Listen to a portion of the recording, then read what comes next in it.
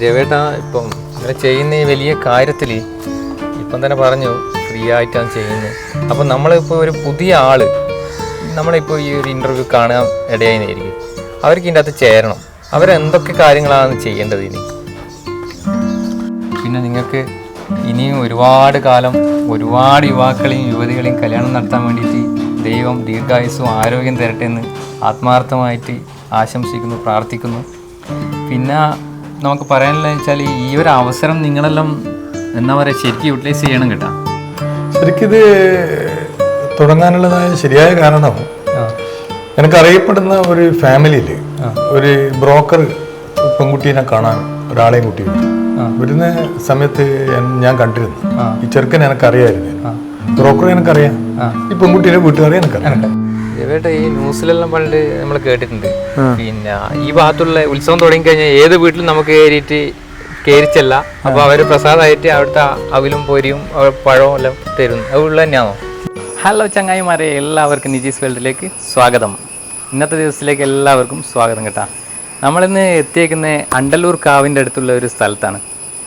ഇന്ന് നമ്മൾ പിന്നെ അത്രയും പ്രധാനപ്പെട്ട ഒരാളെ കാണാൻ വേണ്ടിയിട്ട് വന്നിട്ടില്ലേ. ഒരുപാട് ആൾക്കാർക്ക് സഹായം ചെയ്യുന്ന, ഒരു ലാഭവും ആഗ്രഹിക്കാതുണ്ട്, ഒരു രൂപ പോലും ആഗ്രഹിക്കാണ്ട് ഒരുപാട് ആൾക്കാരെ, ഏകദേശം 400-450 പരം ആൾക്കാരെ കല്യാണം നടത്തിക്കെടുത്ത ഒരു വ്യക്തിയെ കാണാൻ വേണ്ടിയിട്ട് നമ്മൾ എത്തിയിട്ടുള്ളത്. അതും നമ്മളെ വിരൽത്തുമ്പിൽ, നമ്മളെ വീട്ടിലിരുന്നു കൊണ്ട് വാട്സപ്പിൽ ഒരു വിരലോണ്ട് അമർത്തിയാൽ നമുക്ക് ഫ്രീ ആയിട്ട് കുറേ പ്രൊഫൈലും നമ്പറും അവരെ കോൺടാക്ട് ചെയ്യാനുള്ള കാര്യങ്ങളെല്ലാം കിട്ടും. അതുമാത്രമല്ല അദ്ദേഹം ഒരുപാട് സാമൂഹ്യ പ്രതിബദ്ധതയുള്ള കാര്യങ്ങൾ ഒരുപാട് ചെയ്തിട്ടുണ്ട്. അപ്പോൾ നമുക്ക് നേരെ അദ്ദേഹത്തിന് കാണാം. അദ്ദേഹത്തിൻ്റെ വീടിൻ്റെ മുന്നിലുള്ള നമുക്ക് നേരെ അങ്ങോട്ടേക്ക് പോവാം. ഹലോ, നമസ്കാരം.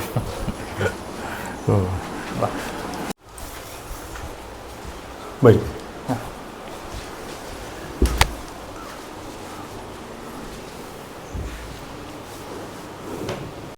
ചങ്ങായിമാരെ, വേറൊരു കാര്യം പറയാൻ മറന്നുപോയി. ഞാൻ ആദ്യം ഇൻ്റർവ്യൂ ചെയ്ത 3 പേരും സിനിമയിൽ അഭിനയിച്ച ആൾക്കാരാണ്. അതായത് സിനിമയുമായി ബന്ധപ്പെട്ടിട്ട് ഒരുപാട് കാര്യങ്ങൾ ചെയ്ത ആൾക്കാരാണ്. പക്ഷേ ഇന്ന് വന്ന ആൾ ജീവിതകഥയും ഒരു സിനിമ ആക്കാൻ വേണ്ടിയിട്ട് പറ്റുന്ന ഒരു കഥയും അത്രയും വലിയൊരു അനുഭവങ്ങളിലുള്ള ആളാണ്. അപ്പോൾ നമുക്ക് ഇദ്ദേഹത്തിനോട് കാര്യങ്ങളെല്ലാം ചോദിച്ചു നോക്കാം. നമസ്കാരം, നിങ്ങളെ പേര് ഇതുവരെ പറഞ്ഞിട്ടില്ല. എൻ്റെ പേര് പീറ്റക്കണ്ടി രവീന്ദ്രൻ. പീറ്റക്കണ്ടി തന്നെ വീട്ടുപേരാണോ? തറവാട്ട് പേര്. അപ്പോൾ എങ്ങനെയല്ലാന്ന് കുടുംബവും കാര്യങ്ങളെല്ലാം? എൻ്റെ ഭാര്യ ഡോക്ടറാണ്, മകൾ എഞ്ചിനീയറാണ്, മകൻ BDS ഡോക്ടറാണ്. എൻ്റെ ശരിക്കുള്ള വീട് ധർമ്മടത്തിൻ്റെ വേറൊരു ഭാഗത്താണ്. ഞാനിപ്പോൾ കാവിൻ്റെ അടുത്തൊരു സ്ഥലം വാങ്ങിച്ച് വീട് എടുത്തതാണ്. അണ്ടൂർ ക്ഷേത്രത്തിൻ്റെ. വൈഫ് ഡോക്ടറാന്ന് പറഞ്ഞല്ലോ, ഇപ്പം വർക്ക് ചെയ്യുന്നുണ്ടോ? ഗവൺമെൻറ് ഡോക്ടറായിരുന്നു, ഇപ്പോൾ റിട്ടയർഡായി. പിന്നെ മക്കളെല്ലാം ഇപ്പം മക്കൾ രണ്ടാളും, ഒരാൾ ജോലി തുടങ്ങിയിട്ടില്ല ഡോക്ടർ, മറ്റേ എഞ്ചിനീയർ വർക്ക് ചെയ്യുന്നുണ്ട്. എവിടെയാണ്? അവർ ബാംഗ്ലൂർ കമ്പനിയിലാണ്. ബാംഗ്ലൂർ. അപ്പോൾ നിങ്ങൾ എന്തെങ്കിലും ചെയ്യുന്നുണ്ടോ? ഞാൻ ഇൻഡസ്ട്രി നടത്തുന്നുണ്ട്. ഇൻഡസ്ട്രി സ്വന്തമായിട്ട് തന്നെ? സ്വന്തമായിട്ട് പിണറായി ഇൻഡസ്ട്രിയൽ എസ്റ്റേറ്റിൽ പാർട്ടിക്കൽ ബോർഡിൻ്റെ ഫർണിച്ചർ ഇൻഡസ്ട്രി പരിപാടിയാണ്. അതെങ്ങനെ? അത് മാനുഫാക്ചർ ചെയ്തിട്ട് ഷോപ്പിലൊക്കെ സപ്ലൈ ചെയ്യുന്ന എല്ലാ വ്യക്തിപരമായിട്ട് കൊടുക്കും. നമുക്ക് ഡയറക്റ്റ് വേണ്ടി ഡയറക്റ്റ് കൊടുക്കും. വീട്ടിലേക്കുള്ള A to Z ഫർണിച്ചർ, കട്ടില്, അളുമാര, മേശ, മുഴുവൻ സാധനങ്ങളും ഉണ്ടാക്കി സപ്ലൈ ഉണ്ടാക്കി. അപ്പോൾ നമുക്ക് പിന്നെ അവിടെ വരാൻ വേണ്ടിയിട്ട് പിണറായിലാണ്, വളരെ നിയറസ്റ്റ് സ്ഥലമാണ്. പിണറായി ഇൻഡസ്ട്രിയൽ എസ്റ്റേറ്റ് ഉണ്ട്, അവിടെയാണ് ഉണ്ടാക്കുന്നത്. അവിടെയാണ്. പിന്നെ ഷോറൂം ഉണ്ട് നമുക്ക് കാടാച്ചിറ, ആടൂർ പാലത്തിനടുത്ത്. അപ്പോൾ നമ്മൾ എവിടെ വന്നിട്ടാണ് അത് പർച്ചേസ് ചെയ്യേണ്ടത്? പിണറായി ആണോ അതോ ആടൂർ പാലത്തിൻ്റെ അടുത്താണ്? രണ്ടിടത്തും വരാം. രണ്ടിടത്ത് വന്നാലും നിങ്ങളെ സാധനം നിങ്ങളെ വീട്ടിലെത്തും. നേരത്തെ ഞാൻ ഇൻട്രോയിൽ പറഞ്ഞിരുന്നു ഒരു 400 പരം കല്യാണം നടത്തിയെന്ന്. അപ്പോൾ ആരും ചെയ്യാത്ത ഇത്രയും വലിയൊരു കാര്യം ചെയ്യാൻ എന്തെങ്കിലും പ്രചോദനം ഉൾക്കൊണ്ടിട്ടാണോ, അല്ലെങ്കിൽ നിങ്ങൾക്ക് സാധാരണ നമുക്കെല്ലാം ഒരു അനുഭവം ഉണ്ടായിക്കഴിഞ്ഞാലാണ് നമ്മൾ ഇതിനെയൊക്കെ ഇറങ്ങിത്തിരിക്കുക. പിന്നെ ലോകത്തിൽ ആരും തന്നെ ചെയ്തതായിട്ട് ഞാൻ എവിടെയും കേട്ടിട്ടില്ല ഇങ്ങനൊരു കാര്യം, വലിയൊരു കാര്യം, ഒരു ലാഭേച്ഛയും ഇല്ലാണ്ട് ഇത്രയും കഷ്ടപ്പാട്. ശരിക്കും ഒരുപാട് കഷ്ടപ്പാടുണ്ട്. നമ്മളിത് ഒരു വിലത്തുമ്പിലെത്തുന്നു പറയാൻ എളുപ്പമാണ്. ഇതിൻ്റെ പിന്നിൽ ഒരുപാട് പ്രവർത്തനങ്ങൾ നടത്തിയിട്ടാണ് ഇതെത്തുന്നത്. ഞാൻ ഈ ഗ്രൂപ്പിലൊരു ആളാണ്, അപ്പോൾ എനിക്കറിയാം ഇതിൻ്റെ വിഷമം എന്തെല്ലാം. അപ്പോൾ അതിൻ്റെ ഒന്ന് കാര്യങ്ങൾ വിശദമാക്കാൻ പറ്റുമോ?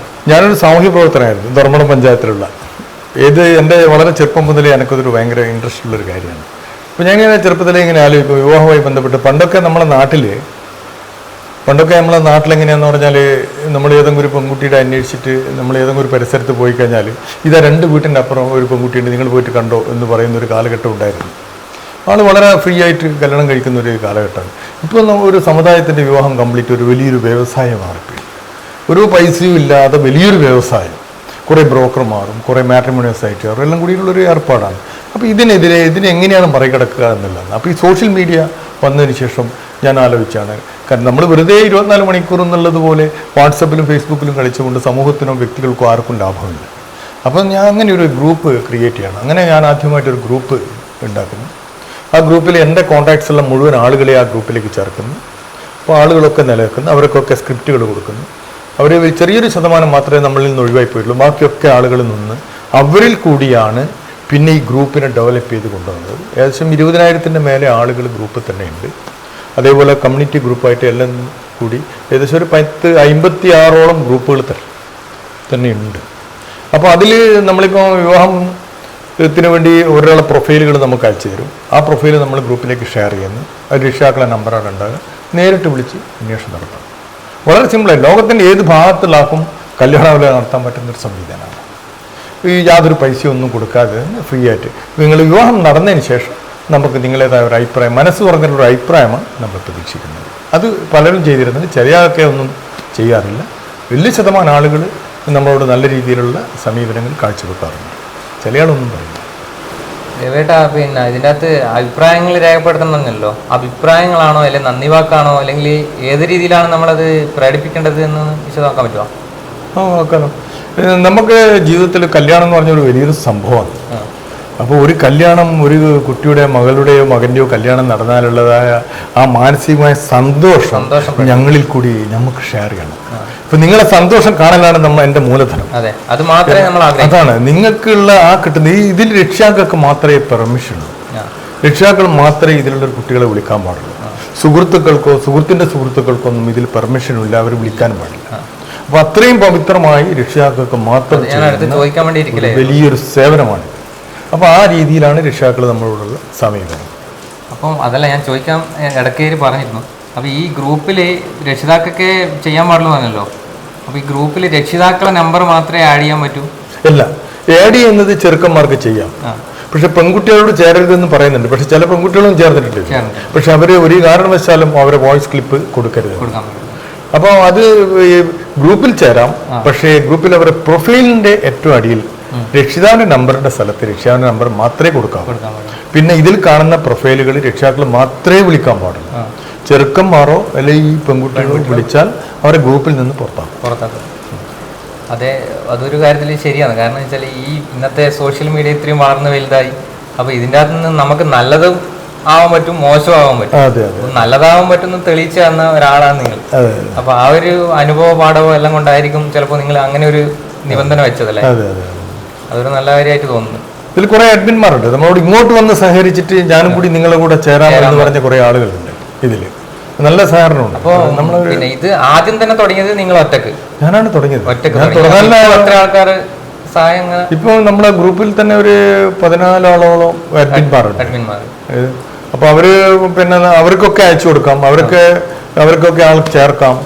ആ ചേരുന്നത് നമ്മളൊക്കെ അഡ്മിൻ ഗ്രൂപ്പിലിടും.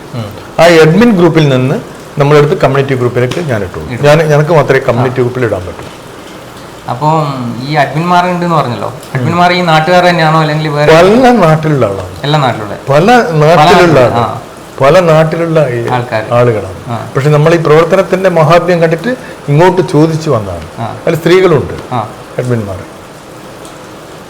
പിന്നെ ഈ ഗ്രൂപ്പ് ഇപ്പോൾ ആദ്യമായിട്ട് തുടങ്ങിയത് നമ്മളെ കണ്ണൂർ ജില്ലക്ക് വേണ്ടിയിട്ടായിരിക്കും? ആദ്യമായി തുടങ്ങിയത് ഞാൻ കണ്ണൂർ ജില്ലക്ക് വേണ്ടിയിട്ടായിരുന്നു. ലോകം മുഴുവനുണ്ട്. ഇപ്പോൾ ലോകം മുഴുവനുള്ള ആളുകൾ ഗ്രൂപ്പിലുണ്ട്. ഇപ്പം അടുത്ത കാലത്തായിട്ട് ബോംബെ ഗ്രൂപ്പ് മുമ്പേ ഉണ്ടായിരുന്നു, ബോംബെ നിവാസികളുടെ ഗ്രൂപ്പ്. അപ്പൊ ഇപ്പം ബോംബെയിലുള്ള തന്നെ വളരെയധികം ആളുകൾ വന്നിട്ടുണ്ട്, ബോംബെ നിവാസികൾ. അതുപോലെ ചെന്നൈ നിവാസികളുടെ ഗ്രൂപ്പും ഉണ്ട്. അപ്പൊ ഇവർക്കൊക്കെ ആ നാട്ടിലുള്ള ആളുകൾക്ക് തന്നെ അതിൽ നിന്ന് വളരെ സിമ്പിളായി നോക്കി രക്ഷിതാക്കളെ വിളിച്ച് കല്യാണം കഴിക്കാം. ആർക്കും ഒരു പൈസ കൊടുക്കണ്ട, അത്രയും സിമ്പിൾ. അപ്പോൾ ഈ ബോംബെക്കും ചെന്നൈക്കും വേറെ വേറെ ഗ്രൂപ്പ് ഉണ്ട്. അതുപോലെ വേറെ എല്ലാ ജില്ലകളിലും ഗ്രൂപ്പുണ്ട്. തിരുവനന്തപുരം മുതൽ കാസർഗോഡ് വരെ ഗ്രൂപ്പുണ്ട്. അത് കമ്മ്യൂണിറ്റി ഗ്രൂപ്പ് തന്നെയുണ്ട്, കുറെ ഗ്രൂപ്പുകൾ. അപ്പം തൃശ്ശൂർ, പാലക്കാട്, മലപ്പുറം ജില്ല മാത്രമുള്ള ഒരു നോർത്ത് ഗ്രൂപ്പ് കമ്മ്യൂണിറ്റി ഗ്രൂപ്പുണ്ട്. അതേപോലെ അങ്ങോട്ട് സൗത്ത് ഗ്രൂപ്പ് ഉണ്ട്, അവിടെ തിരുവനന്തപുരം വരെയുള്ള എറണാകുളം മുതൽ അങ്ങോട്ട്. പക്ഷേങ്കിൽ നമ്മുടെ നാട്ടിലുള്ള ആളുകൾക്ക് ആർക്കും അങ്ങോട്ടേക്ക് കല്യാണം കഴിക്കാൻ താല്പര്യമില്ല. പിന്നെ അങ്ങോട്ടുള്ള ഈ തെക്കോട്ടുള്ള ആളുകൾ എല്ലാം ബ്രോക്കർമാരുടെ അണ്ടറിലാണ് സംശയം. അവരൊന്നും ശരിക്ക് പ്രൊഫൈൽ വരുന്നില്ല. വന്നാൽ ഇഷ്ടംപോലെ കല്യാണം കഴിക്കാൻ ചാൻസ് ഇല്ല. അത് വളരെ സിമ്പിൾ സംഭവമല്ലേ, ഒന്നും ആർക്കൊന്നും കൊടുക്കാതെ വളരെ ഇതായിട്ട് കഴിക്കാൻ. ഇനി ഗോൾഡ് ഒന്നും ഇല്ലെങ്കിലും കല്യാണം കഴിക്കാൻ തയ്യാറുള്ള ധാരാളം ആളുകൾ കൈമലുണ്ട്. ഒരു സാമ്പത്തികവും വേണ്ട. നിങ്ങൾ പെൺകുട്ടിനെ ഏതൊക്കെ ക്ഷേത്രം കൊണ്ടുവന്ന് കല്യാണം കഴിച്ചാൽ എടുക്കാൻ തയ്യാറുള്ള നൂറുകണക്കിന് ആളുകൾ ഇന്ന് നമ്മുടെ ഗ്രൂപ്പിലുണ്ട്. ഇങ്ങോട്ട് പറഞ്ഞിട്ടില്ല പല ആളുകൾ, എല്ലാം സമ്പന്നന്മാർ. പിന്നെ അതുപോലെ തന്നെ നമ്മൾ ഇപ്പം പറഞ്ഞല്ലോ ഒരുപാട് ജില്ലകളിലെല്ലാം ചെയ്യുന്നുണ്ട്. ഞാനിപ്പോൾ പുറത്തെല്ലാം വർക്ക് ചെയ്ത ഒരു പരിചയമുണ്ട്. അപ്പം നമ്മൾ പുറത്തുള്ള ഒരാളോട് പോയിട്ട് പറയുമ്പം കണ്ണൂരാണെന്ന് പറയുമ്പോൾ എല്ലാവരും പേടിയോടെ ബോംബ് കത്തി ആ ഒരു രീതിയിലാണ്. അപ്പം നിങ്ങൾക്ക് അങ്ങനെ എന്തെങ്കിലും അനുഭവം ഉണ്ടായിട്ടുണ്ടോ? എന്നോട് പലയാളും ഉണ്ട്. ഞാൻ അവരോട് പറഞ്ഞ് ഏറ്റവും നല്ല സ്വഭാവമുള്ള ആള് കല്യാണക്കാര്യത്തിൽ ഏറ്റവും മുമ്പിൽ വെക്കുന്നത് ഇന്ത്യയിൽ തന്നെ പറയാ കേരളത്തിൽ കണ്ണൂർ ജില്ലയാണ്. കാരണം ഇവിടെ വേറെ ഒന്നും വേണ്ട, ഞങ്ങൾ പെൺകുട്ടീനെ മാത്രമേ ഉള്ളൂ. മറ്റുള്ള എല്ലാ ചെലവുകളും പിന്നെ ചെറുക്കനാണ് ചെയ്യുക. പെൺകുട്ടികളെ വീട്ടുകാർക്ക് പരമസുഖമാണ് കണ്ണൂർ ജില്ലയിൽ. പക്ഷേ ഇവിടെ രാഷ്ട്രീയ ബോധം കുറച്ച് കൂടുതലാണ്. പക്ഷെ അതെന്താണെന്ന് വെച്ചാൽ കൂടുതൽ സ്വാർത്ഥത ഇല്ലാതെ കൊണ്ടാണ് ഈ രാഷ്ട്രീയമായിട്ടുള്ള പ്രശ്നങ്ങൾ കൂടുതൽ വരാൻ കാരണം. കാരണം സ്വാർത്ഥത ഉണ്ടെങ്കിൽ ആരും വരില്ല, ഈ രാഷ്ട്രീയമായിട്ടുള്ള ഈ പ്രശ്നത്തിന് വരില്ല. സ്വാർത്ഥത കുറവാണ്, കുറച്ചും കൂടി വിശാലം ഉണ്ടായ ആളുകൾ. പിന്നെ ഇവിടെ ഒരിക്കലും വന്നവര് പല ആൾക്കാരും വലിയ പ്രമുഖരെല്ലാം പറയുന്നത് കേട്ടിട്ടുണ്ട്. ഞാൻ അത്ര വരെ വിചാരിച്ച എൻ്റെ ഒരു കാഴ്ചപ്പാടല്ല, അവരുമായിട്ട് ഇടപഴകി നോക്കുമ്പോൾ അത്രയും സ്നേഹമുള്ള ആൾക്കാരാണ്. ഇപ്പൊ ഈ ഇടക്ക് ആസിഫ് അലി, നമ്മുടെ സിനിമയുടെ ആസിഫ് അലിന്റെ ഒരു ഇന്റർവ്യൂവിലും കണ്ടിരുന്നു. നിങ്ങൾ വിചാരിക്കുന്ന പോലെ അല്ല കണ്ണൂർക്കാർ. അദ്ദേഹത്തിന്റെ ഭാര്യ വീട് കണ്ണൂരാണ്. അപ്പോൾ അതിനുശേഷമാണ് അവർ ഇടപഴകാൻ തുടങ്ങി കൂടുതൽ. അപ്പോൾ മനസ്സിലായി. അതുപോലെ നമ്മളെ പല സുഹൃത്തുക്കളും വന്ന് കണ്ടിട്ടുണ്ട്. വരുന്നവരെ അവരെ ആ ഒരു കാഴ്ചപ്പാടേ അല്ല, വന്നു കഴിഞ്ഞതിന് ശേഷം. അതെ അതെ അതെ അതെ ഇവിടെ ആതിഥ്യ മര്യാദ കുറച്ച് കൂടുതലാണ്. ജനങ്ങളോടുള്ള സ്നേഹവും ബഹുമാനവും ഒക്കെ വളരെ കൂടുതലാണ്. പിന്നെ സഹായിക്കാനുള്ള മെന്റാലിറ്റി കൂടുതലാണ്. കാരണം എൻ്റെ വ്യക്തിപരമായ കാര്യത്തിന് എത്രയോ ആളുകൾക്ക് പല സഹായങ്ങളും ചെയ്തൊരു വ്യക്തിയാണ്. ഞാൻ ചെറുപ്പത്തിൽ സാമൂഹ്യ പ്രവർത്തനത്തിൻ്റെ ഭാഗമുള്ള ആളാണ്. അപ്പം അങ്ങനെയുള്ള പല കാര്യങ്ങളും ഞാൻ ചെയ്തിട്ടുണ്ട്. ഇപ്പോൾ അതേപോലെ നമ്മളിപ്പം ഇതിൽ ഏറ്റവും വലിയൊരു അമൂല്യമായ കാര്യം ഞാൻ മനസ്സിലാക്കുന്നത് എന്താ പറഞ്ഞാൽ, നമ്മൾ ഒരാൾക്ക് ചെയ്യാനുള്ള ടെൻഡൻസി ഉള്ളൊരു ബ്രെയിനുള്ള ആളാണ് ഞാനെങ്കിൽ, നമ്മൾ അവരെ ആവശ്യം വരുമ്പോൾ ഒരാൾക്ക് സഹായം ചെയ്താൽ എനിക്കൊരു ആവശ്യം വരുമ്പോൾ അവരെല്ലാം സഹായിക്കുന്നുണ്ട്. എനിക്ക് എൻ്റെ ജീവിതത്തിൽ ഇതുവരെ എനിക്ക് ലോകത്തിന്റെ ഏടെ പോയാലും സഹായത്തിന് ഒരു ക്ഷാമം വന്നില്ല. ഓട്ടോമാറ്റിക് ആള് വന്നിട്ട് എന്നെ സഹായിക്കുന്നു. ഒരു മഹാത്ഭുതം പോലെയുള്ള പല കാര്യങ്ങളുണ്ട്, ഞാനിതിൽ പറയുന്നില്ല. അതൊരു ഭയങ്കര സംഭവം, അതൊരു പ്രഭാവപൂരം തന്നെയാണ് മനുഷ്യന് കിട്ടുന്നത്. ആ സഹായമുള്ള ഒരാളെ ആ ബ്രെയിനിൽ നിന്ന് വന്ന വേബ്സിന്റെ ഇതാണെന്ന് അറിയില്ല. നമ്മൾ അങ്ങനെയൊക്കെ എത്തിപ്പെടുന്നത് ഓട്ടോമാറ്റിക്കായിട്ട് വന്ന് നമ്മളെ അവരവരെ കാര്യങ്ങൾ നോക്കി ഒരു മൂലക്ക് ഒതുങ്ങിക്കൂടുന്ന ഈ കാലത്ത് ഇത്രയും വലിയൊരു കാര്യം സമൂഹത്തിന് വേണ്ടി ചെയ്യാന്ന് പറഞ്ഞാൽ വലിയൊരു കാര്യമാണ്. അപ്പൊ അത് ചെയ്യാനുണ്ടായ പ്രചോദനം എന്തായിരുന്നു രവിയേട്ടാ, ഒന്ന് പറഞ്ഞുതരാൻ പറ്റുമോ? നിങ്ങൾക്കറിയാം. ചുരുങ്ങിയൊരു 5-8 വർഷം മുമ്പെയാണ്. അങ്ങനെ അവര് കണ്ടുപോയി. ഒരു 2-3 ദിവസം കഴിഞ്ഞാൽ പെൺകുട്ടിയുടെ വീട്ടുകാരോട് ചോദിച്ചു, അല്ല എന്തായി പിന്നെ വിവാഹം? അപ്പോൾ പറഞ്ഞു, ഞാൻ ചെറുക്കനെ അത് താല്പര്യമില്ലാന്ന് പറഞ്ഞിരുന്നു. ഓ സാരമില്ലാന്ന് പറഞ്ഞു, വിട്ടതിന് വേറെ വരുമല്ലോ തോന്നുന്നു. അത് കഴിഞ്ഞ് കുറേ ദിവസങ്ങൾ ആഴ്ചകളൊക്കെ കഴിഞ്ഞാലും ആ ചെറുക്കനെ ഞാനൊരു ദിവസം കണ്ടു. ഞാൻ ചോദിച്ചു, എന്തായി നിന്റെ? അന്നേരം പറഞ്ഞ് അത് അവർക്ക് താല്പര്യമില്ലാന്ന് പറഞ്ഞിരുന്നു. അങ്ങനെ പറഞ്ഞു. അപ്പോൾ ഇവർക്ക് രണ്ടാൾക്ക് പരസ്പരം ഇഷ്ടപ്പെട്ടിരുന്നു. പരസ്പരം ഇഷ്ടപ്പെട്ടിരുന്നു. പക്ഷെ ബ്രോക്കർ അപ്പുറം ഇപ്പുറം പറഞ്ഞു കൊടുത്ത് അവന് താല്പര്യമില്ലാന്നും പറഞ്ഞ് ഇപ്പുറത്തെ പെൺകുട്ടിക്ക് താല്പര്യമില്ലാന്ന് അവരോട് പറഞ്ഞു കൊടുത്ത്. അപ്പൊ അത് എനക്കൊരു വല്ലാതൊരു വിഷമം ഉണ്ടാക്കി. കാരണം അങ്ങനെയല്ലല്ലോ ഒരു ബ്രോക്കർ ചെയ്യേണ്ടത്, കുട്ടികളെ കല്യാണം കഴിയണ്ടേ. അപ്പൊ ഇവരെ ലക്ഷ്യം എന്താന്ന് പറഞ്ഞാൽ ഇത് കല്യാണം കഴിയാണ്ടാവണം. അപ്പൊ ഇത് ഞാൻ അറിയുന്ന ഈ ഒരു സ്ഥലം, ഇതുപോലെ എത്ര സ്ഥലത്ത് ഇതേപോലെ ചെയ്യുന്നുണ്ട് ഇവർ. പിന്നെന്ത് ചെയ്യുന്നെന്ന് പറഞ്ഞാല് ഈ SLC വരെ തോറ്റതായിരിക്കും, അല്ലെങ്കിൽ +2 ഉള്ള കുട്ടിയായിരിക്കും. ഇവരിങ്ങനെ സ്ഥിരം പോകുമ്പോൾ വീട്ടുകാർ പറയും, നിങ്ങളിനി വരണ്ടെന്ന് പറയുമ്പോൾ പറയും, നിങ്ങൾക്ക് ഞാൻ സർക്കാർ ഉദ്യോഗസ്ഥനെ കൊണ്ടുത്തരുന്നത്. അപ്പോൾ സർക്കാർ ഉദ്യോഗസ്ഥനെ പ്രതീക്ഷ ആ പെൺകുട്ടിയുടെ വീട്ടുകാർക്ക് കൊടുക്കും. യഥാർത്ഥത്തിൽ ഈ ബ്രോക്കർമാരാണ് ശരിക്ക് യഥാർത്ഥത്തിൽ ഈ സർക്കാർ ഉദ്യോഗസ്ഥൻ എന്നുള്ള ഒരു സാഹചര്യവും ആ ഒരു സിദ്ധാന്തവും ജനങ്ങളുടെ ബ്രെയിനിലേക്ക് ഏറ്റിക്കൊടുത്തത് ബ്രോക്കർമാരാണ്. കാരണം നിങ്ങൾക്ക് സർക്കാർ ഉദ്യോഗസ്ഥം അല്ലാണ്ട് പെൺകുട്ടിയുടെ വീട്ടുകാരൊന്നും ആദ്യം അങ്ങനെ ഒരു ധാരണയില്ല. ആളുകൾക്ക് അറിയാം എത്രയൊക്കെ സർക്കാർ ഉദ്യോഗം കിട്ടുന്നത്. PSC തന്നെ വളരെ കുറവല്ലേ ഉള്ളൂ, ആൺകുട്ടിക്ക് കിട്ടുന്നത് വളരെ ലേറ്റ് ആയി. നടക്കുന്ന ഇടപെട്ടോട്ടെ, ഈ സർക്കാർ ഉദ്യോഗസ്ഥരെ ശരിക്കുള്ള ജീവിതം എന്ന് പറഞ്ഞാൽ അറിഞ്ഞവര് ശരിക്കും സർക്കാർ ഉദ്യോഗസ്ഥരെ അവരെ കുറ്റം പറയുന്നതോ വില കുറച്ച് പറയുന്നതോ താഴ്ത്തി കെട്ടുന്നതോ അല്ല. അവരെ ആ ഒരു അരിശിച്ചിട്ടുള്ള ജീവിതം, ആ ഒരു ഇത് മുട്ടിക്കാൻ വേണ്ടി കറക്റ്റായിട്ടുള്ള ഒറ്റ ലൈന് പിടിച്ചിട്ടുള്ള ജീവിതം. മറ്റു പല ജോലിയിലുള്ളവരും അതിലും കൂടുതൽ ശമ്പളം മേടിക്കുന്നവരുണ്ട്, അവരും ഇവർക്ക് വേണ്ട. അല്ല, അത് ലക്ഷങ്ങൾ ശമ്പളം വാങ്ങുന്ന ആളുണ്ട്. ഇപ്പൊ ഒരു BEd MA BEd ഒക്കെ കഴിഞ്ഞ കുട്ടികളാണ് ഒരു സർക്കാർ ഉദ്യോഗസ്ഥൻ വേണമെന്നാ പറയുന്നത്. ഒരു സർക്കാർ ഉദ്യോഗസ്ഥന് ലക്ഷങ്ങൾ കൊടുത്തിട്ട് ആ കുട്ടിക്ക് ജോലി വാങ്ങി കൊടുക്കാൻ കഴിയില്ല, ഇന്നത്തെ സാഹചര്യത്തിൽ കഴിയില്ല. അത് ലക്ഷങ്ങൾ കൊടുത്തിട്ട് ജോലി വാങ്ങി കൊടുക്കുന്ന ധാരാളം പുറത്ത് ജോലിയുള്ള ആളുണ്ട്, ഇഷ്ടംപോലെ ആളുണ്ട്. പക്ഷെ അത് അവർക്ക് ഉൾക്കൊള്ളാം. അങ്ങനെയുള്ള എത്രയോ ആളുകൾ പണ്ടൊക്കെ ജോലി വാങ്ങി കൊടുത്തിട്ടും ജീവിച്ച ആൾക്കാരുണ്ട്. പക്ഷെ അതിനെക്കാട്ടിയും മറികടന്നിട്ടാണ് ആളുകൾ ഇപ്പോൾ പറയുന്നത് സർക്കാർ ഉദ്യോഗം വേണമെന്ന് പറയുന്ന ഒരു ആശയം. പക്ഷെ അതിലൊക്കെ ആളുകൾ മാറ്റം വരും. കാരണം മാറ്റം വരേണ്ട ഒരു ഘട്ടത്തിലേക്ക് പോയി. കാരണം കുട്ടികളുടെ വയസ്സുകൾ ഇങ്ങനെ പോകുന്നതിനനുസരിച്ചിട്ട് സർക്കാർ ഉദ്യോഗസ്ഥനൊന്നും കിട്ടില്ല. ഇത് ഭയങ്കര ബുദ്ധിമുട്ടുണ്ടാക്കും വഴിയോട്ട്. അപ്പൊ അതുകൊണ്ട് ആളുകൾ ഓട്ടോമാറ്റിക്കായിട്ട് നമ്മള് പറഞ്ഞ വ്യതിചലിച്ചു പോയി. അപ്പൊ ലാസ്റ്റ് ഇത് അതിന് ശേഷം എന്താണ് സംഭവിച്ചത്? നമ്മള് ബ്രോക്കറെ കണ്ട് ബ്രോക്കർ കണ്ട് കല്യാണം ഫ്ലോപ്പാക്കിയതിന് ശേഷം ഈ പെൺകുട്ടിയുടെ വീട്ടുകാർ ബ്രോക്കറോട് പറഞ്ഞു ഇനി നിങ്ങൾ ഇങ്ങോട്ട് വരണ്ടെന്ന് പറഞ്ഞു. വരണ്ടെന്ന് പറഞ്ഞാലും മാന്യമായിട്ട് വേറൊരു കുടുംബക്കാർ വന്ന് കല്യാണം കഴിച്ച് കുട്ടിയുടെ കല്യാണം കഴിഞ്ഞു പോയി. അവർ സുഖമായി ജീവിക്കുന്നു. ഇപ്പൊ ബ്രോക്കർമാർക്ക് നമ്മുടെ അതിനുശേഷമാണ് ഞാൻ ഈ ഗ്രൂപ്പ് തുടങ്ങിയത്. പക്ഷെ ഗ്രൂപ്പ് തുടങ്ങിയത് മുതലേ പല ആളുകളും എന്നെ വിളിച്ചിരുന്നു, ഈ ബ്രോക്കർമാരൊക്കെ വിളിച്ചു ആ ശൈലിയിൽ. പക്ഷെ എൻ്റെ അടുത്ത് അങ്ങനെ ഒന്നും പറയാൻ പറ്റില്ല. ഞാൻ സത്യസന്ധമായിട്ട് ന്യായമായിട്ട് പറഞ്ഞ് ഓക്കെ നമ്മൾ ഒഴിവാക്കി. അപ്പോൾ അങ്ങനെയുള്ളൊരു സിറ്റുവേഷൻ ഉണ്ടായിരുന്നു. പിന്നെ നമ്മുടെ ഗ്രൂപ്പിൽ തന്നെ ബ്രോക്കർമാരുണ്ടായിരുന്നു. അപ്പൊ അവരെ പിടിക്കാൻ വേറെ മാർഗമൊന്നുമില്ല. അപ്പൊ അതിനുള്ള ഒറ്റ മാർഗം എന്താന്ന് പറഞ്ഞാല് പെൺകുട്ടികളുടെ പ്രൊഫൈലിന്റെ അടിയിൽ എൻ്റെ നമ്പർ ഇട്ട് കൊടുക്കും, വേറെ നമ്പർ. അപ്പൊ അവർ വിളിക്കുമ്പോൾ അവരെ നല്ല രീതിയിൽ അവരെ എത്രമാത്രം അവരെ സ്നേഹിച്ച് സോപ്പിട്ട് അവരുടെ നിന്ന് എല്ലാ നമ്പറും വാങ്ങിക്കാൻ പറ്റും ആ രീതിയിൽ സംസാരിച്ചിട്ട് അവരെല്ലാ നമ്പറും ഞാൻ വാങ്ങിക്കും, വാട്സാപ്പ് നമ്പറും എല്ലാം ഈ ബ്രോക്കറെ. അപ്പൊ നമ്മളെ ഗ്രൂപ്പിൽ അവരുണ്ടോന്ന് നോക്കും. ചില ആളെ 2-3 ഗ്രൂപ്പിലൊക്കെ കയറിയ ആളുണ്ട്. അവരൊക്കെ അങ്ങനെ പുറത്താക്കിയിട്ടാണ് ക്ലിയർ ആയിക്കൊണ്ട് ഒരാളോടും ദേഷ്യം പിടിച്ചിട്ട് പറയാറില്ല. നല്ല രീതിയിൽ പറഞ്ഞാൽ അവരുടെ എല്ലാ നമ്പറും തരും, എല്ലാം ഉണ്ട്. അങ്ങനെ കുറെ ബ്രോക്കർമാർ പുറത്താക്കിയിട്ടുണ്ട്, ധാരാളം ബ്രോക്കർ.